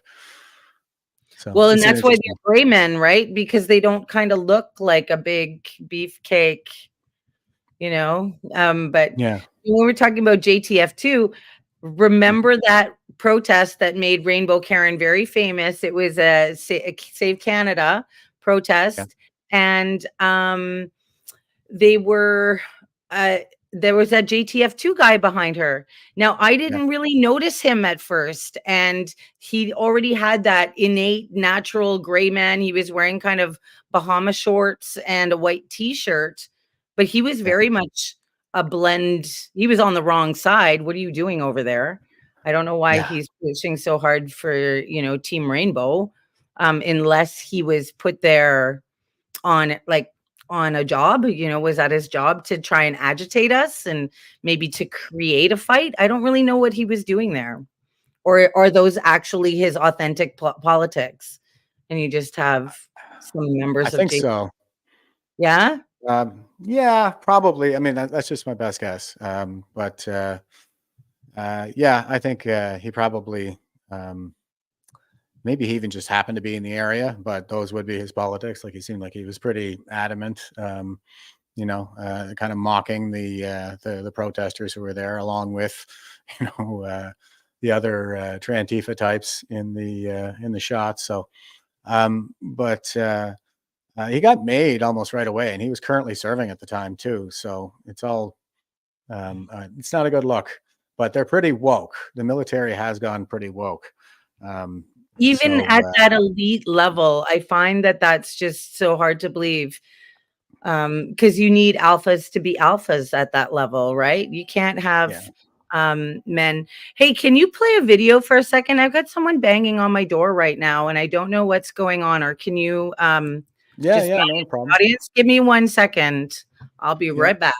Sorry. We'll be right back with you, folks. Legal action alleges the government has and continues to, on both an individual and systemic level, willfully deny and conceal the risks posed by mefloquine. They're going to argue this is PTSD. But there are telltale signs of mefloquine toxicity PTSD does not have. The drug may be marketed under the brand name Lariam, but Dr. Remington Nevin, a world expert on mefloquine toxicity with Johns Hopkins University in the U.S., has another name for it. I call it a horror movie in a pill for good reason, because the effects of this drug you wouldn't wish on your worst enemy. So far, some 3,000 veterans have expressed an interest in joining the mass tort. 900 have already signed their names to it, accusing the very government they were prepared to die in combat for of poisoning them. So there is government money. There's just no federal government money. Every province administers their own health care. If, like we did in Alberta, we get provinces to recognize it, get that recognized in the legislation, have it a bill passed that says, yep, this is a real thing. Now, next year, when the government has grants, etc., we can apply, create a foundation, apply for grants, use those grants then to make the study. Right. All right. Welcome back. Yeah. I recognize 3 out of 4 of those boys. Yeah. Who did you? Cabana, Mike Rude, yourself. I didn't know the bearded gentleman. Is he an Alberta boy? He's down south. He's in the U.S. His name's Okay. Sean Arts. Yeah. Okay, And nice. he did some awesome work out in Alberta there, advocating for recognition of Quinism, by the healthcare system. The government of Canada doesn't recognize it, so you won't be able to get any recompense from Veterans Affairs for anything like that. But anyway, yeah, Sean has been a force to be reckoned with out there in Alberta, and he spoke on the whatever it is. It's their legislature, their provincial legislature. He spoke on the floor and everything, and gave a speech, a presentation on it. So yeah, he's done a lot of good work in getting Quinism recognized. Anyway, So where do you think, V4F, you guys have a lot of plans, and where we've been on these adventures, Jeff, and I mean I met you at the convoy. We can talk about that. I apologize. Jeff scared me when I first met him. I'm like, oh my God, this guy's like a battle hardened veteran, and he's like, I want to be on. But you're not. You're much softer than I realized.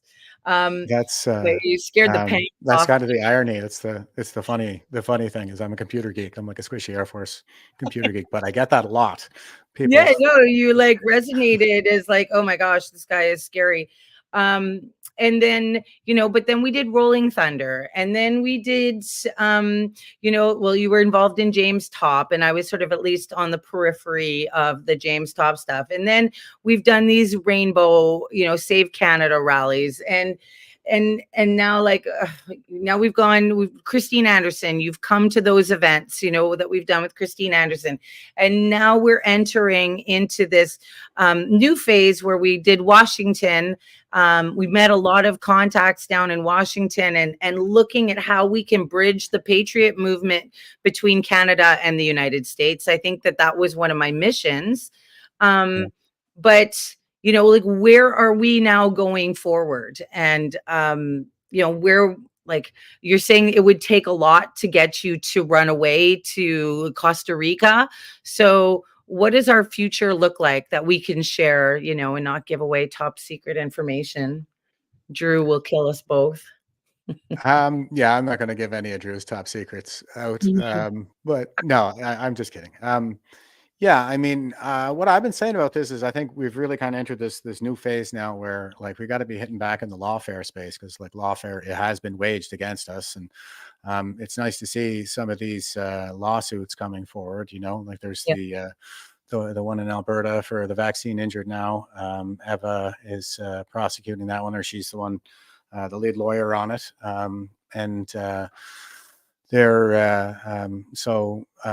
think, yeah, we got to start hitting them back in that legal battle space. You've got the federal courts one too, that Blair Ector is lead lawyer on for the class action for the people who had their bank account seized because it was a Section 8 violation, according to the decision that Mosley wrote. He didn't find Section 7, as in life, liberty, and the security of the person and the right to protest and all that stuff. But what he did find was unreasonable search and seizure for the confiscation of people's bank accounts, the freezing that they did. Right. So they're moving forward on that. And I think that everybody's got to kind of stay there, with Citizens Alliance in Nova Scotia. They're doing the judicial review on Strang's orders. We've had the orders in Alberta being declared, unlawful. So, yeah, I think that's for Canada and for restoring Canada. That's kind of where the key battle space is right now. A lot of the events, I think have been great, and we should keep doing that, but the focus should kind of shift onto the legal stuff. And as far as bridging the gap between I think North America first, let's build Fortress North America, and get ready to take refugees from Europe in a couple of decades. Maybe not that long. Yeah, because if we don't, we will be South Africa very shortly. We will be surrounded. by very hostile enemy, and that have been trained and bred and programmed in that mass formation psychosis to come and get us. And I'm concerned about my kids. I have 5, and Yeah, they're 1000%. all young, and they're all going through this. They're like, Mom, like there's rainbow flags at, like, they all go to different schools pretty much, and they all are littered in rainbow flags, and my son calls it, like, they have to do the white guilt announcement every morning, where they announce it on the, like, on the, not the megaphone, but on the like PA. school announcement PA, that we acknowledge that we are an unceded Algonquin territory. And I keep on telling me, like, no, we don't. We do not acknowledge this. This is not something we acknowledge. But so it's very much like a hostile environment for straight white kids to go to school in. And you don't have to spend too much time, but there's a lot of videos of these kids getting attacked in packs, and they look a lot like my kids. And this is not why my great grandfather had his arm blown off in France, for the Dominion, or why my grandfathers fought in the Second World War, was so that we would have an environment where their great grandchildren are here and now being treated hostilely by newcomers, right? So I think it's probably rooted like in some Russian propaganda. It started in the 50s, right after the Second World War. They've been using the colonialist narrative for quite a while, especially like in Africa, to stoke a lot of resentment over, old wounds around colonialism. But every time every time a European country pulls out of a colony, it's almost guaranteed that there's going to be a civil war.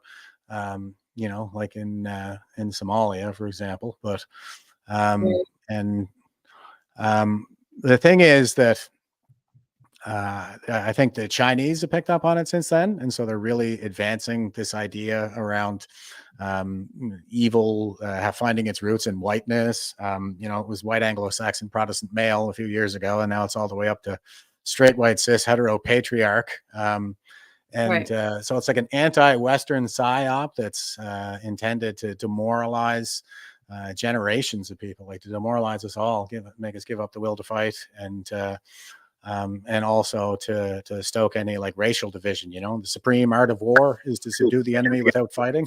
So they'll just pit us all off each other, and we'll be too busy being at each other's throats to notice what's really going on behind the scenes. And man, I mean, I know you're tracking the issue of the Chinese interference or infiltration, subversion, whatever you want to call it. So that's the lens I'm always kind of putting over it. So when I think about what needs to be done, I know lawfare is one of the 5 prongs of the unrestricted warfare strategy that the Chinese generals have. So I think we got to hit them back in the lawfare space for sure.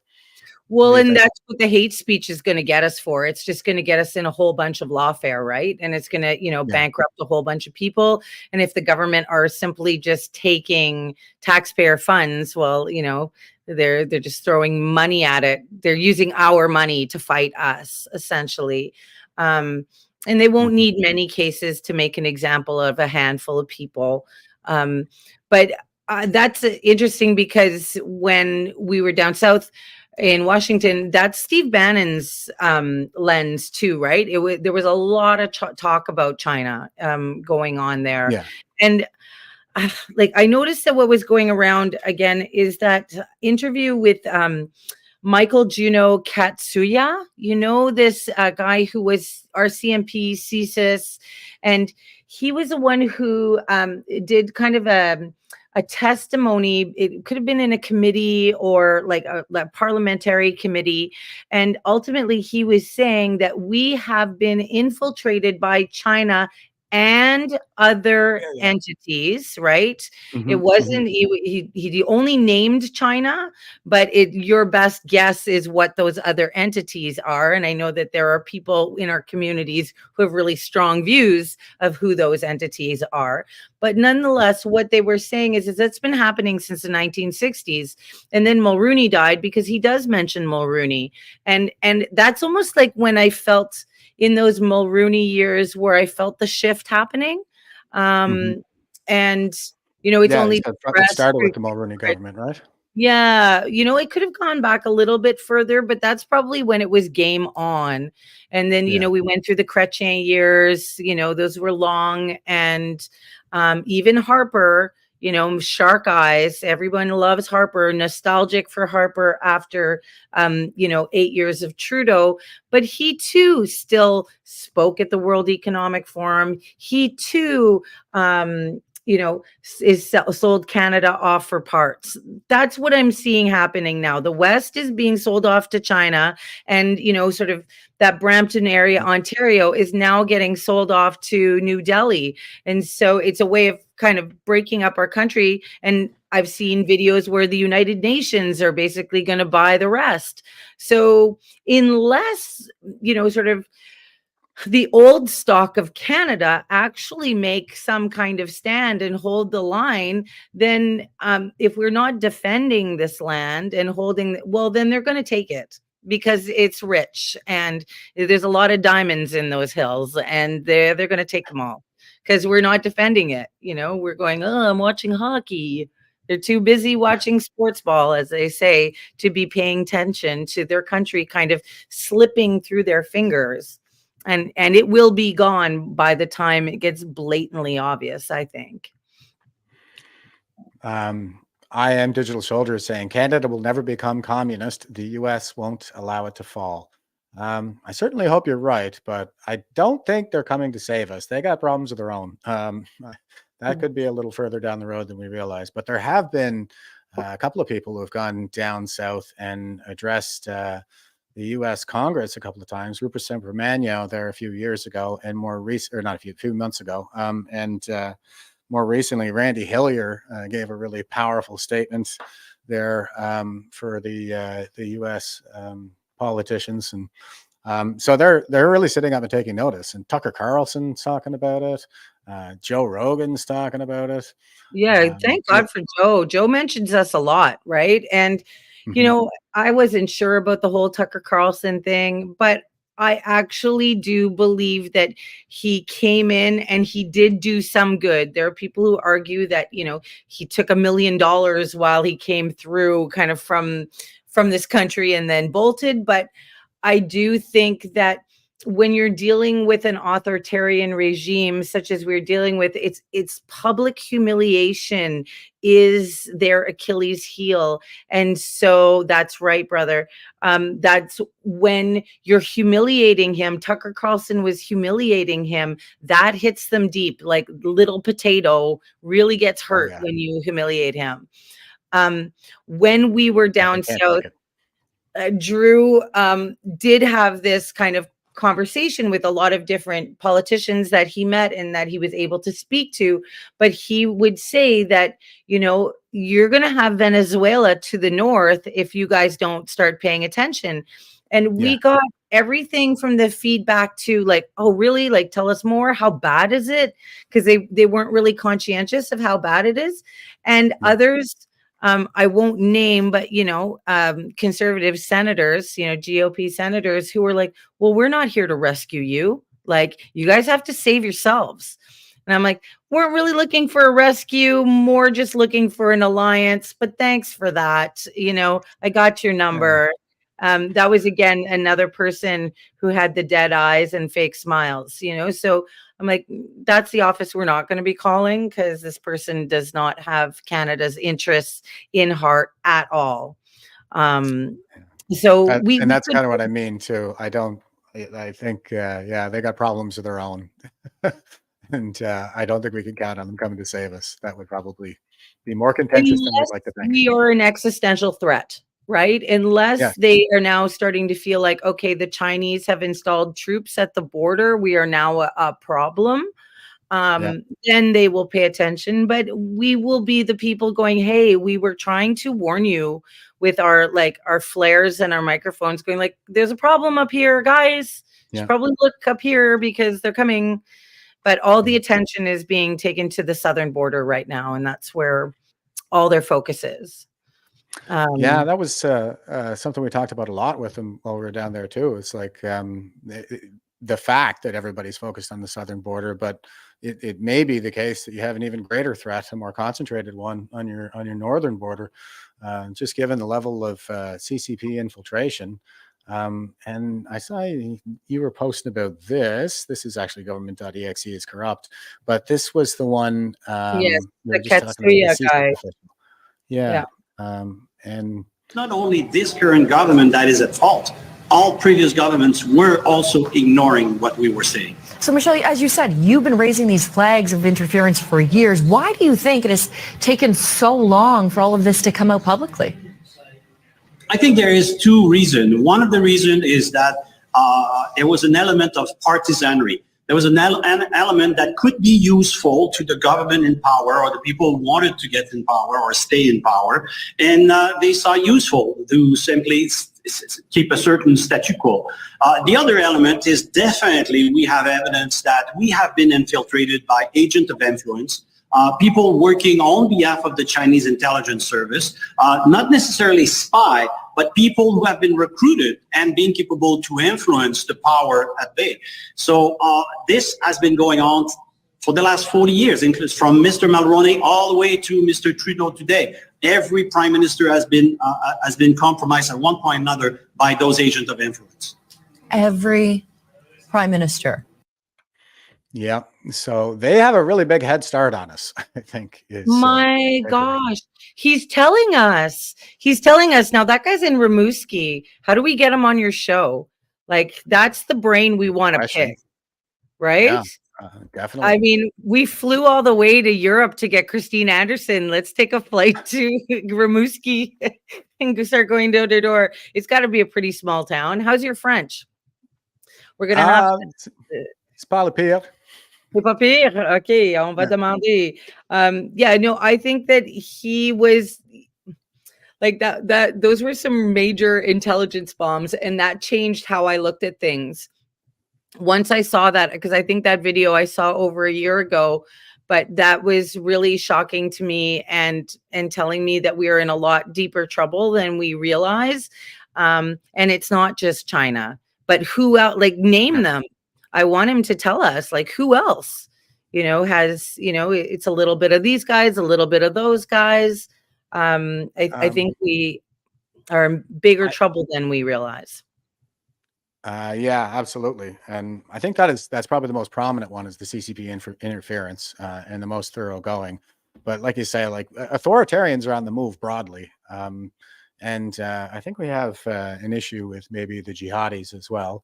Speaking of jihadis, here's Icky Khalid, and this is giving us the window into, I think. Right. Yeah.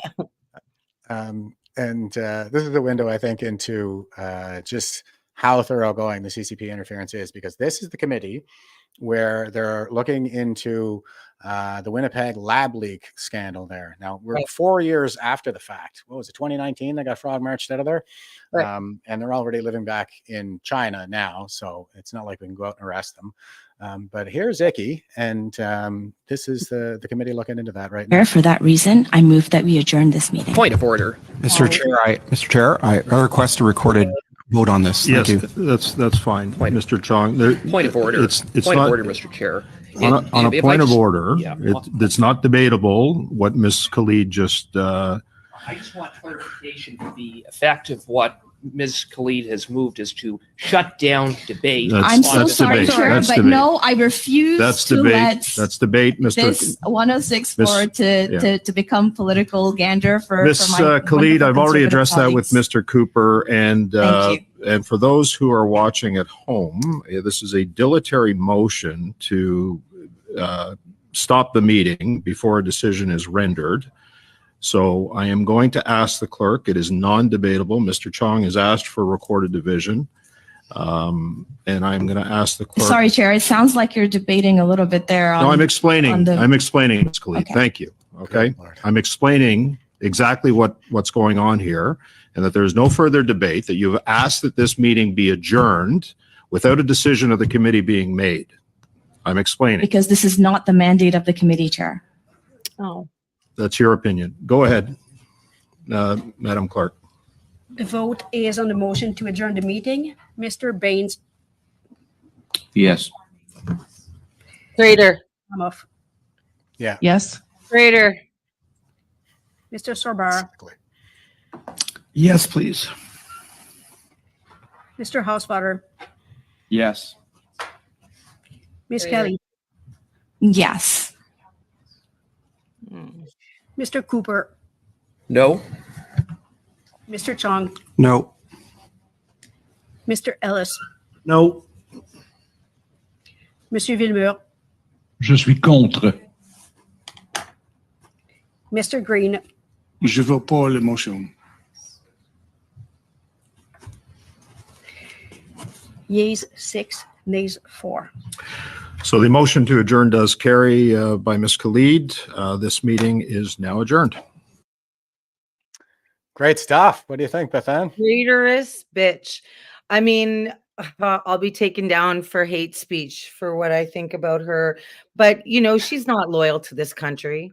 You know, she's loyal to her party, and she's loyal to her boss, and her boss needs that this whole lab leak story be covered up. And so she went to bat for him. But that is not a patriot. That is not a Canadian, actually. And there's plenty of brown-skinned Canadians, but that's not the heart of a Canadian, because a Canadian would want to see what happened. If we are being infiltrated, that is a military-grade lab that has been infiltrated by Chinese spies, and any true patriotic Canadian would want to know what was going on here. She is a traitorous bitch. And with her bad makeup, she's ugly too. And I think we're going to have to harass her, make fun of her. I think, yeah, she's going on our hit list. Absolutely. We make fun of Chrystia Freeland. Guess what, Curly? You're next. Yeah. She's she started out with the M103 motion to condemn Islamophobia, and everybody's like, this doesn't look good for free speech. But now she's rounding it out with this. Like, I don't think she was ever really working for us. She's one of those authoritarians. I mean, she was in, I can't remember the name of the student group she was in when she was at university, but it was affiliated with the Muslim Brotherhood. Right. Yeah. No, she's like Omar. Not Omar Cotter. He's obviously a traitor too, but Omar Abracadabra. You know, he was also with the Muslim Brotherhood. You know, he's all pro Sharia law, you know, with his little Kermit voice. And so, yeah, we're being infiltrated by New Delhi, by China, and by the Muslim Brotherhood. Like, guys, do we want to handle this? Do we want to face it head on, or are we going to, you know, continue watching, you know, the playoffs, you know, because that's what it's coming down to. And I understand why, you know, there are people who are so furiously angry by the passivity of the public, you know, and we don't actually need to be 30% of the population that revolts. It's actually, we only need to be a well-coordinated 3%.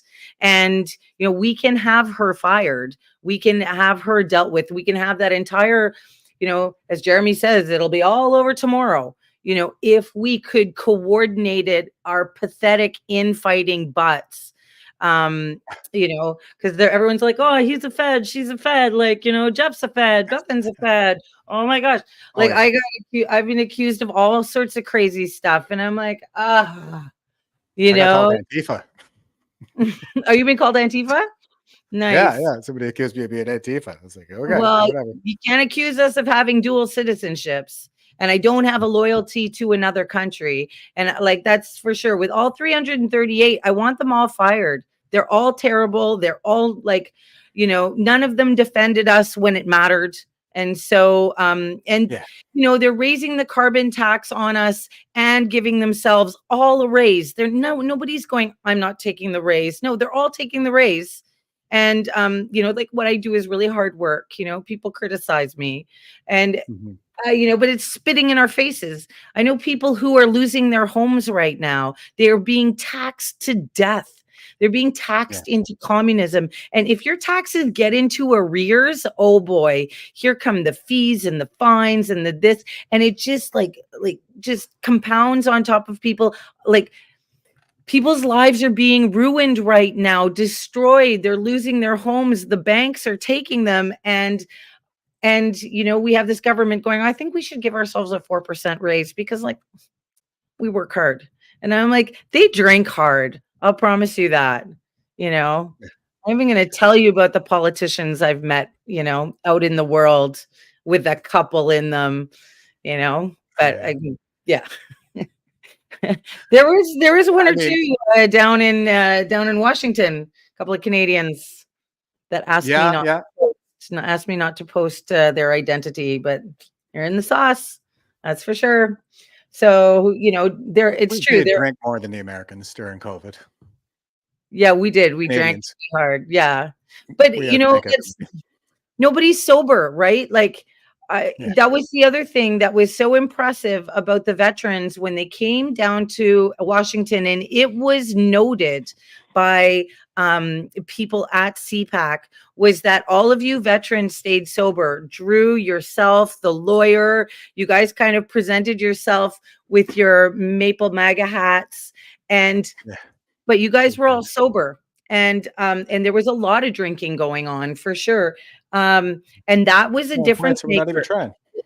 It left an impression, because other people were falling over, stumbling. The Romanians brought this alcohol, and it was just pure lighter fluid, and they're like, try this. And it's like, and then you're going straight to the hospital. Yeah, it smelled burny. Yeah, no, they called it an antidote to communism. You drink this drink and then, you'll definitely fight communism forever. And I'm fine with sending it out to, all 40 million Canadians right now, because we sure need to drink it. Yeah, I mean, it was a really social environment. I mean, and there were a ton of awesome people down there too.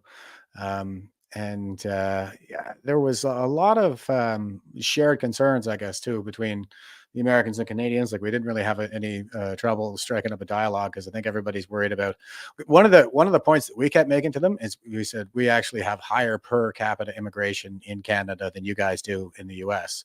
And I think that kind of perked their ears up quite a bit, because again, we were trying to alert them mostly to the security threat that's on their northern border. And by and large, they're pretty asleep to it, because, like you said, everybody's focused on the southern border. But yeah, that was one point in particular that I think really kind of perked their ears up too, is the fact that our immigration is actually greater than theirs on a per capita scale. So we're taking in more than anybody, like all of the other Western nations and everything. We have the highest. So and they seem to be importing this new voter base. That's been the strategy that's been imported from the United States to Canada. That's something that Nazi Pelosi really pioneered down in the United States there, or at least took it to a new level. But we had that by-election yesterday. Yeah, and that's right. You know what? Not bad out there in Durham, guys. I'm looking at the what do you call it? There's a conservative coming in 18,000 to the Liberal 7. So not bad at all. That's a huge margin between the two candidates. So huge. But our voter turnout is pathetic. 28%, of people who could vote did vote. And if that could be laziness, or that could be, apathy, that is the concern, is that a quarter of the population are determining the future of Durham, because they went and they voted. That's a good point. That's out of 150,000. So what, 30,000 people determined the direction of Durham. I think it's funny that there's a rhinoceros party. That kind of cracks me up. You guys still vote? Yeah, no, man, 62. You guys are doing all right. But that's like, okay, I'm throwing my vote out, and that's what we're doing. Yeah. But So they also got the PPC. They're beating the yeah, Green I love Party by Patricia. She's a great lady. She's a really oh nice yeah, lady. she was She's super really fit. good. Yeah, and she At like, the- likes to go. I did an interview with her once, and she was like, I just came back from a bike ride. I think she like just biked for 40K. She was still kind of sweating. Yeah, no, she's a go-getter, and I think she's a good person. I'm wondering, because it was a by-election, I'd be interested to take this as a microcosm of the macrocosm and to see, did they use Dominion voting machines? Were they all paper ballots? Were they all counted with scrutineers? Like, I would love to hear some follow-up. I'm not saying Jamil didn't win. I'm sure he did, but he had a strong sort of PR campaign, and he has conservative dollars behind him. So I saw him a lot online in my news feed. So, they're paying for that.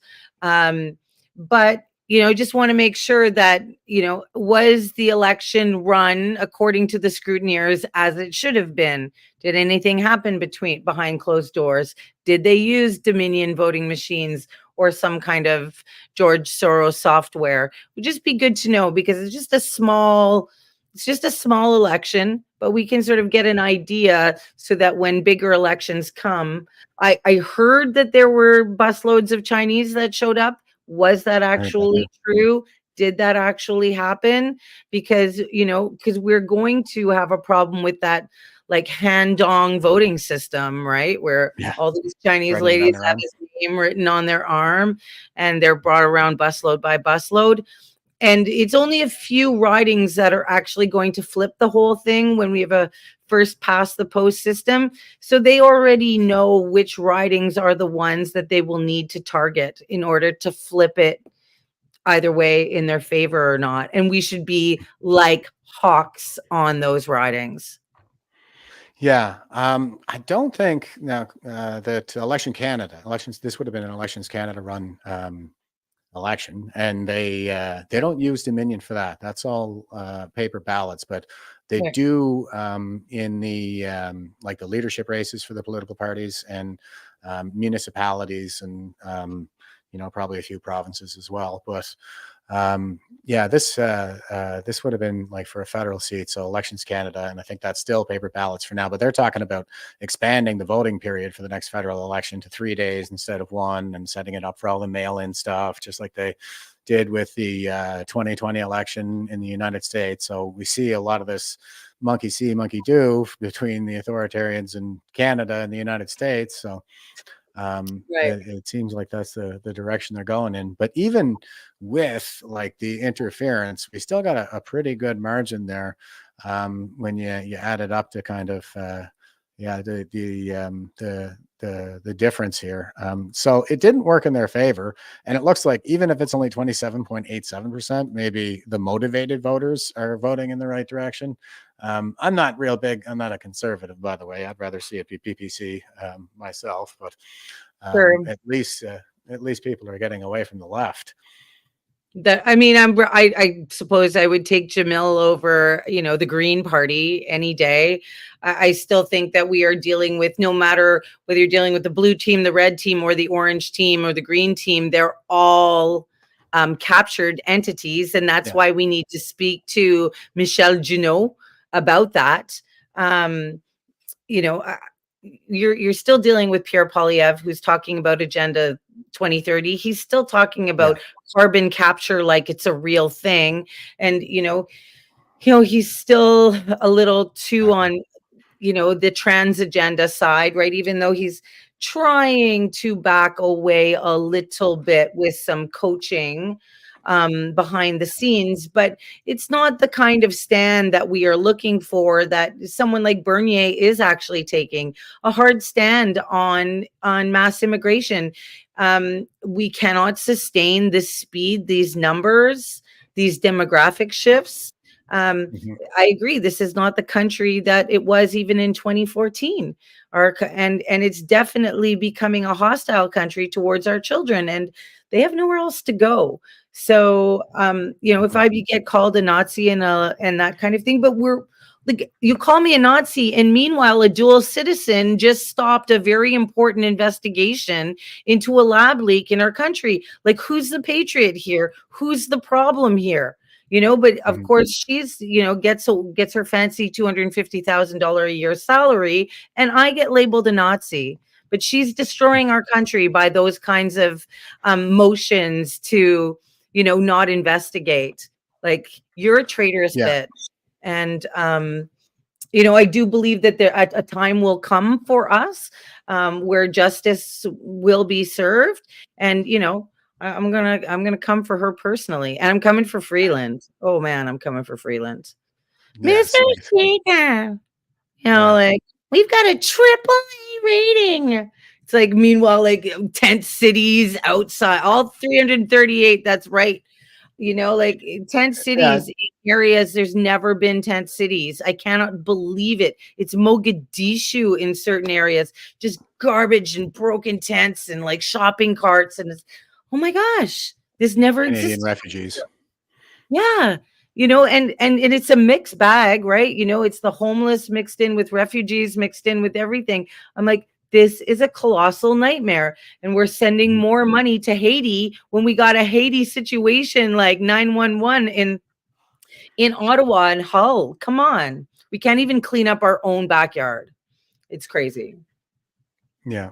And that you did like the right compare and contrast there too, because I'm always pointing this out when anybody asks her about the tent cities, her answer is always, we have a AAA credit rating. Like, F off, man. Just shut up. The two of them have nothing to do with one another. They're so contemptible. And when okay, so the lawyer when the court case came through with the federal courts that said the Emergencies Act was not justified. Just seeing her go up to the microphone, and she's like super twitchy, and she's always like putting her hair like this and like doing this, and she's like, we don't agree. And like, just seeing the way she handled things, like the way she laughed at us when she froze Bulford's bank accounts, and the amount, like, she's so, those running shoes she wears, her Converse with dresses, and like, she deserves every bit of hate that the boys throw at her and call her ham legs and stuff. I'm like, just throw the misogyny her way, like, whatever sticks. But that woman is another traitor. She is loyal to Ukraine. She is loyal to her ancestry. She is not loyal to this country. And I mean, the fact that we have her, that, Russia has been treating her like a hostile spy for decades now, and you have Jagmeet, who can't go into the United States, can't go to India because he too is treated like an agent and a spy. It's like, Monsieur Juno Katsuma, can you tell us something about this? Like, how is it that these high-ranking members in the government are not permitted entry into allied countries? Like, what is going on? And she's a parasite. That's right, Breezy. So I'm like, I don't know how we're going to win this, guys. All I know is we just have to keep shaking the cage and keep doing the F you make me kind of attitude. Oh, you think so? Oh, you're going to censor me? You think so? Oh, really? Like, and showing up in small things. Like, this is a difference maker. The Ottawa District School Board, right? It was run by like a lunatic. There was a lunatic running that asylum, right? And there were some allies within the school board trustee, but the fact that we showed up with our bandanas, our flags, our free, like, Save Canada t-shirts, and we showed up, and then they started panicking, and they're like, oh my God, we're going to have to let you one at a time. And but we saw that we were making a difference, at these schools, showing up where they're saying we're taking the stall doors off because we're going to make them unisex bathrooms. And it's like, oh, we'll just show up at the school. And then all of a sudden the bathroom doors go right back up again. So it's showing up on a municipal level and a provincial level. And you only need like 30 of you. Not even, but if you have a gang of 30, and I know that there's communities out there who have a lot more than 30, and you all show up at the meeting, honk, honk, they start freaking out and panicking, and we're having an impact on those policy decisions. So I know the federal government acts like they're untouchable, but we are making a difference on those smaller base levels, and we are scaring them, and they know they have to contend with us, and that frightens them very deeply. So it's like, keep going. Like, Yeah. it's that daycare situation that kicked a family out because they objected to tranny literature. It's like, we need to show up at the daycare and freak them out. And then the police show up, and it's like, yeah, but like, we're going to change the policy. Sometimes you need to show up more than once, but just the thought that the Nazis are coming, they're already like hysterical, right? So, and we know we're not. We're the nicest Nazis you'll ever meet. Like, Yeah. And like, it really is like way down to the local level too. Like a lot of this, I don't know, communist activity really is all the way down to the municipal level. And I mean, even municipalities are I was just reading in the Mosaic Effect, how the Chinese Communist Party started a hybrid war in America's backyard. And of course, we're America's backyard. And they're talking about all these different community groups. And, it's a municipal level, it's a provincial level, it's all levels of government, it's the community groups that they're interfering with somehow, influencing somehow. I mean, we're getting involved at that level. I think like localism beats globalism. It's going to take a kind of like a lot of people, a lot of effort. And I like that you say, like, you got to show up. There are people out there that this stuff is coming right down into their lives. And that's happening definitely at the local level.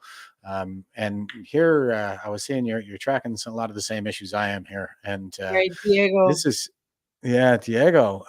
So this was a guy, well, as Tamara Leach is pointing out, says, my good friend Diego attended a small children's daycare kindergarten yesterday to discuss a valid concern he and his wife had over a book. And now both kids have been expelled. So, and the parents aren't allowed onto the property, saying that, like, Diego, who's like, he's not a giant threatening man. This isn't Pat King here. And they're like, banned from the property.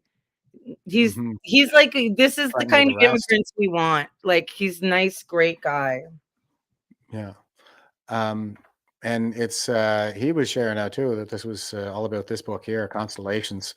And he's got the write-up, the link to it. And apparently it's it's another one of these ones where they're pushing the trans agenda in schools, and this is all the way down to a daycare now. Yeah, at daycare level. And it's like the big bad wolf tells the little girl or the little boy, it's literally the big bad wolf is the one who's like, you don't have to listen to Mama Bear and Papa Bear. If you want to dress as a girl or if you want to dress as a boy, you can. Like it's literally the predator in, grandma's outfit telling the child you don't have to talk to your parents. Unfriggin' believable. Yeah, it's amazing how blissfully self-oblivious a lot of these people are. Right. That's the predatory behavior going on in the schools, the grooming, basically. We'll just keep this between us and don't tell your mom and dad about this conversation. And, the media going after New Brunswick for actually making it a requirement for teachers to discuss with parents gender transitioning, the social transition in school. It's just incredible. The whole thing is so underhanded. And this one is a story about, I think the son of the three bears wants to dress up as Goldilocks. So that's right. Yeah. And the big bad wolf is telling him it's a good idea. Don't talk to your parents. Like, it's unfriggin' believable. And, and they're just parents who are just like, yeah, if you don't mind, like, I'd prefer if you didn't indoctrinate my kids. And, they are new. They are from Colombia. They speak English and French perfectly. And they are very sweet and kind people with little bambinos. And they were also federal workers who were fired after the mandates. I met Diego at the convoy, and he showed up every single day. Like, these are patriots. They are not dual citizen traitors.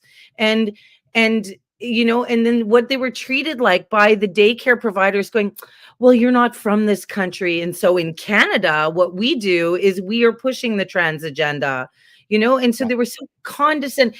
All the things that they accuse us of being like white supremacists and all this, all the things that we're accused of was how this daycare was treating this family.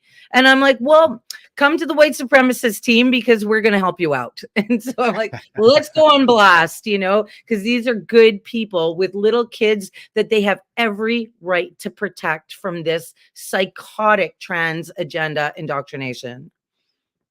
You know, yeah, absolutely. Well said. I mean, like, where are they even going with that right now? Is this how do you resolve this? Are they just kicked out of the daycare and now they got to go somewhere else because they're not welcome there anymore, or what? exactly. And as you know, like with hospitals, daycares, like daycares are hard to find and you have to go on a list and you have to start all at the bottom again.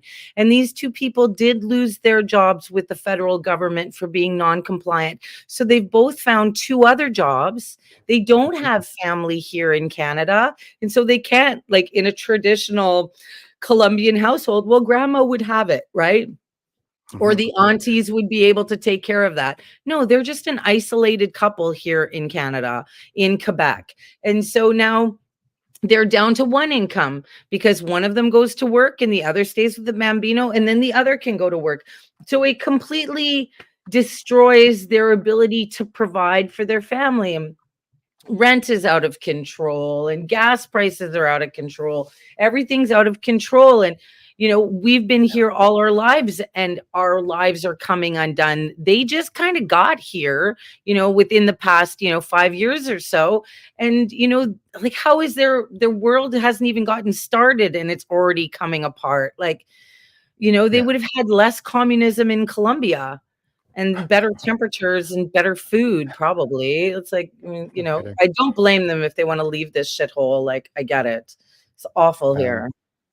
A lot of them appear to be doing that. It's a growing trend. New immigrants to Canada are finding that they hate it here and looking to go home.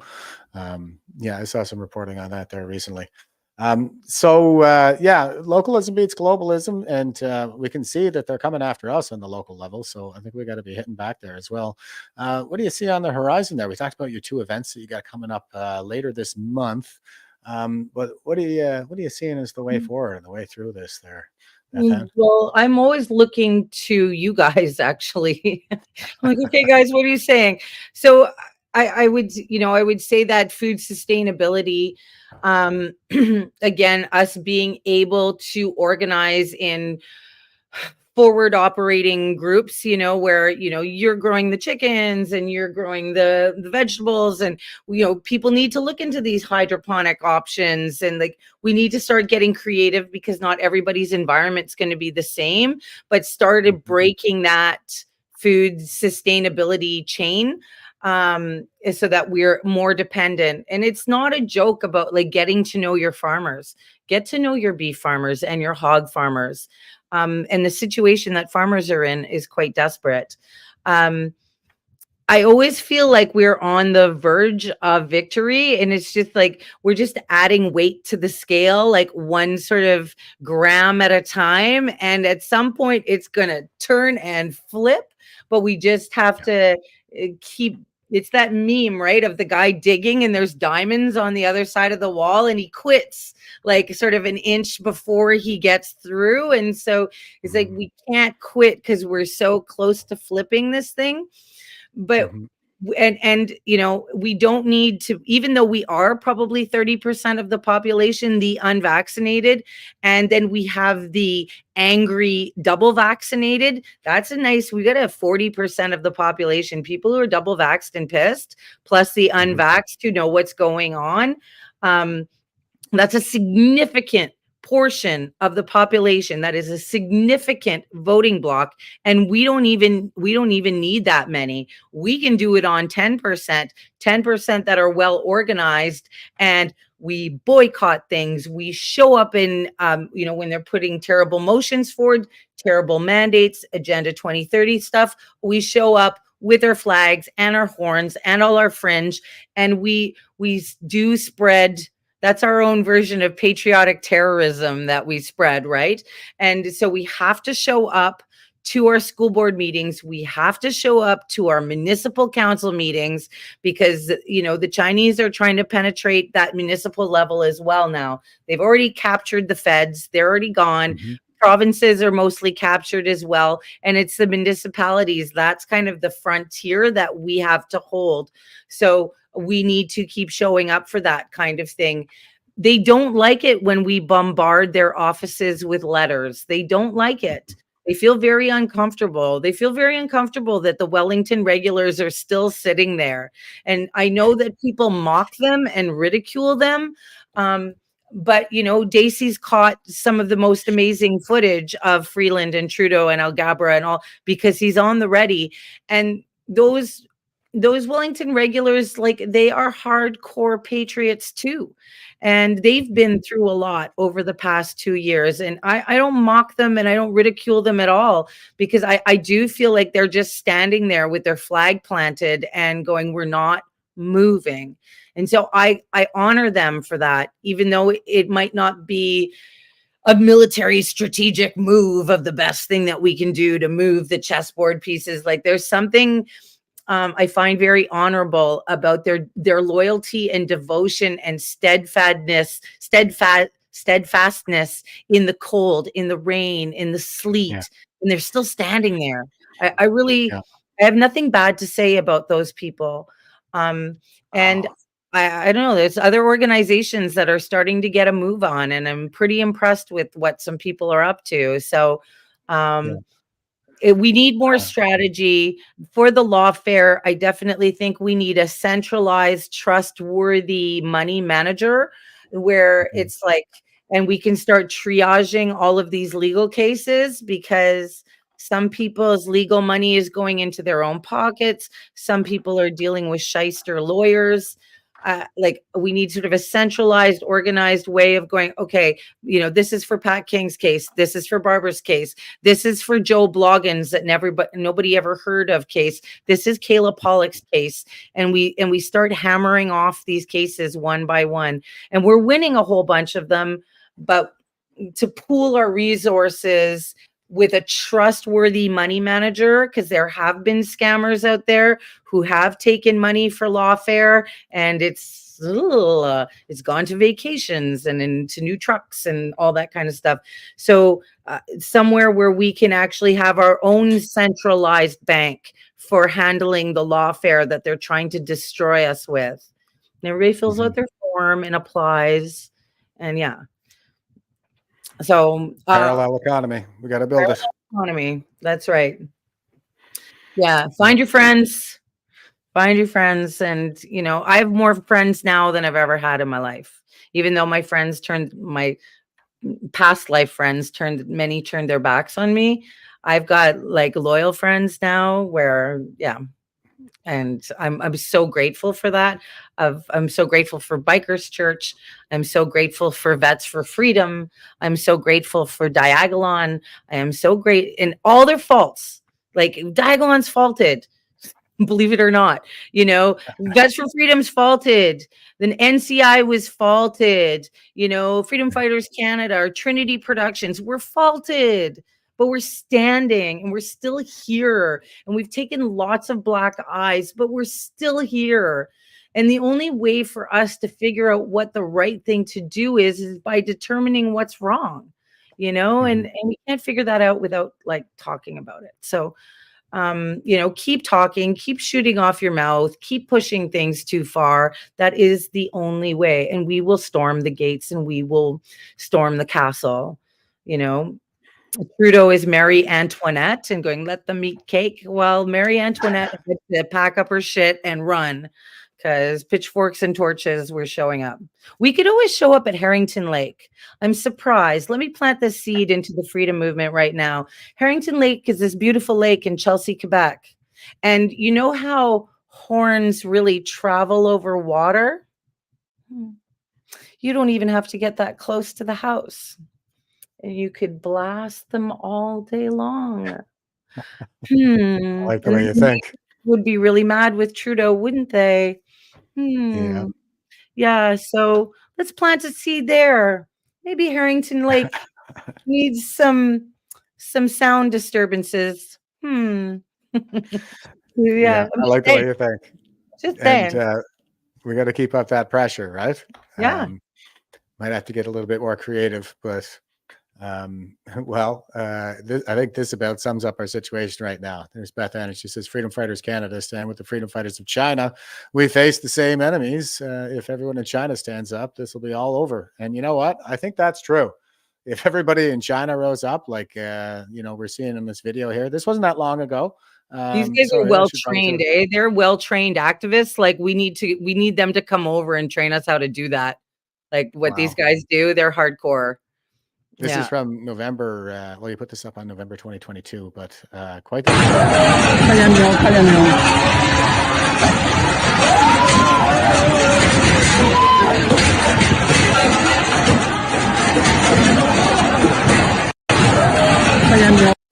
Yeah, so they're using the police metal barriers there to beat them with them and everything, and massive crowd. I remember reporting on it at the time.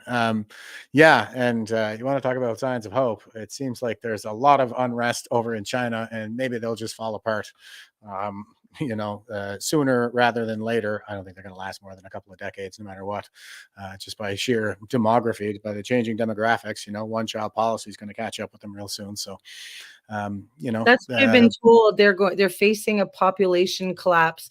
But again, they've got a whole media machine speaking on their behalf. You'd never know. You'd never know that they were on the verge of collapse and destruction. The way they project themselves, it sounds like they're going to be guns a-blazing for the next 500 years and they're going to take us over. But I would say, despite the labels, all the things they call us, it's like, patriots, hold that friggin' line. Each community is unique and distinct and has special needs of its own. And so it's like, organize around that, about where you are. And that will somehow create a chain across this nation. And be prepared. I heard a spy say once, that, have some cash in small bills, because if the financial system does collapse, as somebody's mentioned in the chat, the dollar value will go up exponentially. So your loonies, your toonies, your quarters, and your $5 bills are actually going to be worth a whole hell of a lot more than they're worth now. Like, not that we're all walking around with stacks of 20s, but you don't want to have your emergency money in stacks of 20s. You want to actually have it in stacks of 5s. And if there's a collapse, we're going to be using cash for a little bit, have small bills. And that's almost easier thing to save psychologically and all that stuff. Don't have hundreds, don't have 50s, don't have 20s, because you'll trade it and it'll be gone. No one's giving you change. No one is giving you change. So just be a little bit prepared. Anita's like, I only brought my big bills. Okay, take it to a bank, Anita, or go to Winners, buy yourself something nice and keep the change and put it in, and put it in your safe. But have small bills, because when things go sideways, your loony jar is going to count. Probably wouldn't hurt to have some non-perishable foods around too. I bet you that'd be something people would be willing to trade in at some point. Oh yeah, I got some rice. And then you got to talk about like protecting your home from marauders, and that's why community is going to be so important. And that's like, that's when we're talking about more of a doomer version, but it could get bumpy, right? So we have to be prepared for that as well. But I think those are going to be crazier times. CB radios. I know a lot of people have been working on that. Like there's like a CB radio community. It's a Telegram group, and they're basically have a link across the nation now on the same channel. And so that those connections nationwide have already been made. It's such a huge country. I remember in 2020, they had pockets that weren't like covered, and I actually think that they have all of it covered now. So we would be actually via CB able to communicate across the nation at this point. Like major nerd groups on Telegram about CB radios. And I'm not nerdy enough, like I be like check over, but Yeah. Ham's pretty big too. So Yeah, ham is big. You need a license, but when everything goes sideways, just know how to operate the friggin' thing, right? Forget your license. Yeah. Yeah. The CRTC will be the first to go. So Right. Right. And Yeah. all the things. Have your crossbows and machetes ready, guys. Yeah, 1,000%. Yeah. Be ready for it. But I think we're stacking up a few wins, and hopefully things are kind of turning in the right direction. I think it's going to get bumpy by the end of the year, though. We got that American election coming up in November. I just can't see like things not shaken up in a big way, Right? leading up to How that. many Yeah. people told you that they don't think the American election is going to happen? It like many times in that hotel lobby, they're like, yeah, the election's not going to happen. Yeah, no, there's going to be no election. It's kind of a doomer perspective. I heard it more than once from people Yeah, who me too. consider themselves in those circles, right? Yeesh. Yeah. They don't want Trump to win. Yes, I heard it satellite. too, but at least they have fixed election dates by law. Like it has to happen by law. Whereas ours is just kind of like whenever the guy in charge wants to do it. And Trump just got that win in the Supreme Court, unanimous, right? Yeah. 9-0. Said, yeah, he's going to be on the ballot there, Colorado. So Maple that's MAGA. another. Trump Yeah, is like doing the little Trump dance. Yeah. Just Now there's a fighter. That guy, holy smokes, the resiliency on him, unbelievable. So and he's so funny. Like, Yeah. we were waiting and like for him to speak. How many hours did we wait? Like we were like, oh my gosh, we were stuck in that room with all these Trump fans, like everybody dressed in Americana, like stripes and stars and all that kind of stuff. But and he came out and he did the traditional like hugging the flagpole, that sort of iconic shot, and does his thing. But he's so funny, he's just making Joe fun. Biden impersonations. He's so great. He's just an incredible, like that was like seeing a show, right? And he is iconic.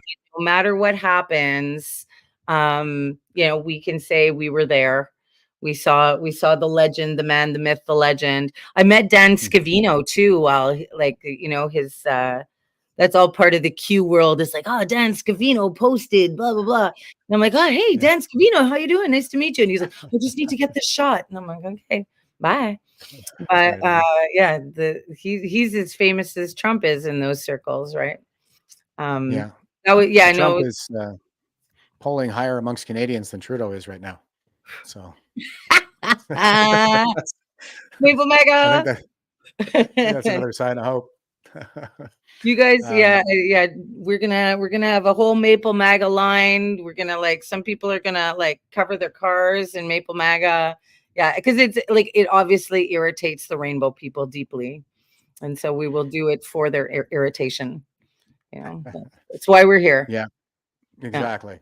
And as long as we keep up that irritation long enough, this dam, I think, is going to break at some point. So, what else are we going to do, right? From your lips to God, just keep on pushing, guys, because they never planned that we were going to resist like this. They never planned, from the moment people showed up on those overpasses. They might, there's that argument that the convoy was, an actual conservative plant and whatever. Maybe it was. Maybe a couple of guys were. I don't know. But what thing they couldn't have anticipated were the tens of thousands of people who showed up on the side of the road. And I think if they were a conservative plant, they were driving going oh, shit. We're going to need a meeting when we get to Ottawa because this isn't going well. And it was, again, they were trying to nail Pat King as a white supremacist and all that kind of stuff. And it was this isn't about white supremacy, there's a lot of white people here, but that's not what this is about. This is about ending the mandates and, giving Trudeau our vote, our collective vote of non-confidence in his stewardship of this country. The convoy was 100% grassroots. I do believe that, but I was willing to consider the argument because I don't know everything. I was willing to consider the argument that maybe this was a conservative ploy, But even if it was, and I don't think it was, but even if it was, they couldn't have anticipated what we did. and what we continue to do. Like, if that was a conservative ploy, it has gone completely out of control and out of their hands. And they're like, this was the worst plan ever. Charlie, you're fired. Like, so we've created a monster. There's now this ungovernable part of the population that won't listen, won't heal, won't listen, won't take another vaccine ever again. They don't like our fake meat. They don't want anything. And, like, what have you done? So I do believe it was grassroots. And I do believe that occasionally I've met an agent, but I don't really know who they are. And I can have my suspicions, but my core friends and my core group, I just know them. I've met their parents. I know their families. I know their heartbreaks and their suffering. I know they're real. And that's all you can do, is just in your community, know who your true blues are, right? I can't know who everybody is across the country. I've met a lot of friggin' people, but I know Stacy's not. I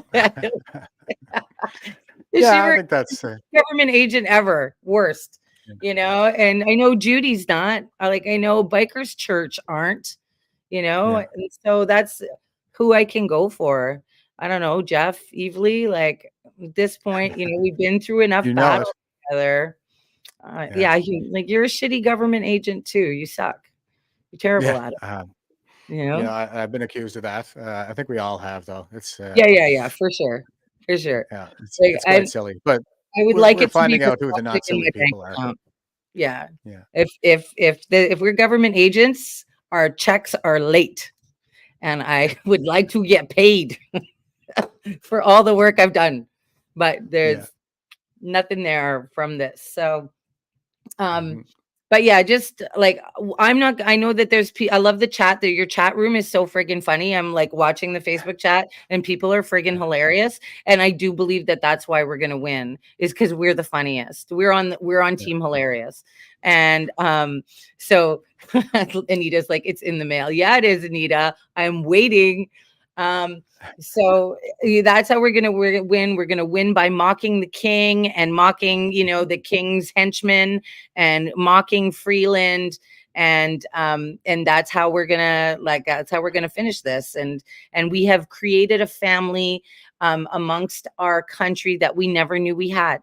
And on a level, there are some things that are more important that we have created by all of this nightmare that I would never give up. I would never, I'd know if COVID didn't happen, if Trudeau didn't happen, I wouldn't have you. I wouldn't have these people in the chat. Like, I wouldn't have you in my life. I'd be watching fucking Dancing with the Stars.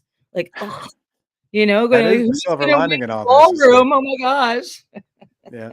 That is the silver lining in all this. It's like we get to meet all the greatest people alive, man. It's right, incredible. Right. And when we take it back, everything that has been stolen from you will be returned. And that's like biblical. And I'm a Christian. And so, I am believing that everything that was stolen from us will be returned. And that's the stand that I'm taking. So, but so much goodness has already been restored and returned to us that I wouldn't trade it. I'm happier with all of you, and what we have created here, even though it's a hot, flaming mess sometimes, and like an infighting, like, nightmare where you're just like, I think I'm going to walk away now. But I still hold in faith that we're doing the right thing, and our children, our grandchildren, great grandchildren will look back on what we've done, and they were like, they stood up for us. That's why they were doing this. And I just don't want to leave war on their doorstep. I will fight it. I'll fight it. Yeah. And so that they can be free. Amen. Yeah. Can I get an amen? Can I get a hallelujah? Amen. Amen in the chats. That is what it's all about too, I really think, is, campers rules. Like, we got to leave something, we leave it better than we found it. So leave something better for the next generation. And that's just not happening right now. So that is what we're really fighting for at the end of the day. It's an incredible network that's being built out there. And I'll steer you on to the website one more time, folks. It's Freedom Fighters Canada. And this is pretty incredible send them stuff. To Trinity, babe. Send them to Trinity. That's where Trinity? That's where all my work is now. Okay, you're over there. Yeah, that's where all my major events are being done now, is trinityproductions.ca. Like, that's where we're doing all our Eva, Vlaardingerbroek and Vera Sharav. I didn't even talk about the Vera Sharav stuff, and our, like, the High Queen, Christine Anderson. I didn't really do it on purpose that way, but my friend Candace made me this Canada flag. And this is a homemade. And then the Christine Anderson painting, I just finally got it framed, and I posted it for you guys. It might seem sacrilegious to some that it looks like I've placed Christine Anderson on top of Canada, but people are going to be offended no matter what. I apologize if anyone's offended. Oh, they'll find something. Yeah, they'll find something. But that's Christine Anderson, like, with a bobblehead, right, of Trudeau. Yeah, I can't even do it. There she goes, flicking that guy's head. Yeah. All right. Yeah, I love you, Jeff. All right. Thanks for having me. And I got I'll get some more content for you. We'll try and we'll work on that book, our adventures since the convoy. Our life is feds that don't get paid. Hey, you think if anybody knows Michelle Juno Katsuya and they live in Rimouski, can you call us? We want to talk to Mr. Juno. I think he knows things that we need to know. So if anybody has his phone number out there, call us. We want to talk to him. Accounting of this. Yep. Yeah. 1000%. Love you all in the chat. You guys are friggin' hilarious. Thank you so much. Thank you so much. You guys are the best. Go to the Veterans for Freedom website there, folks. You can subscribe to our newsletter by clicking subscribe here. Join if you're a veteran by clicking join here, and support by clicking support here. Donate to us directly to help our operational costs, or hit the support button to donate to the support fund. And this goes to Canadians who are suffering under this tyranny.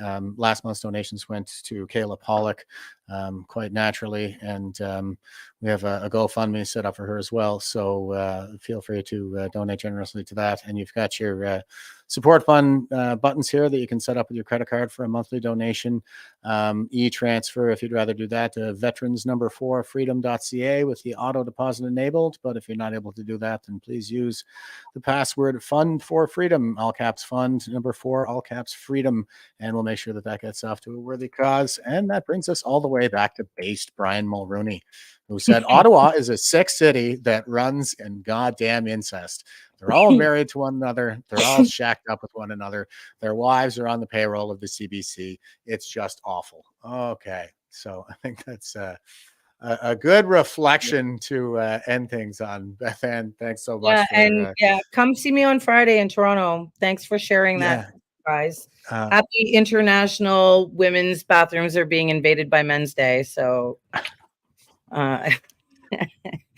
well said. And and to everybody who tuned in, stay frosty and stay safe. Won't you help to sing these songs of freedom? It's all I ever have. Redemption songs.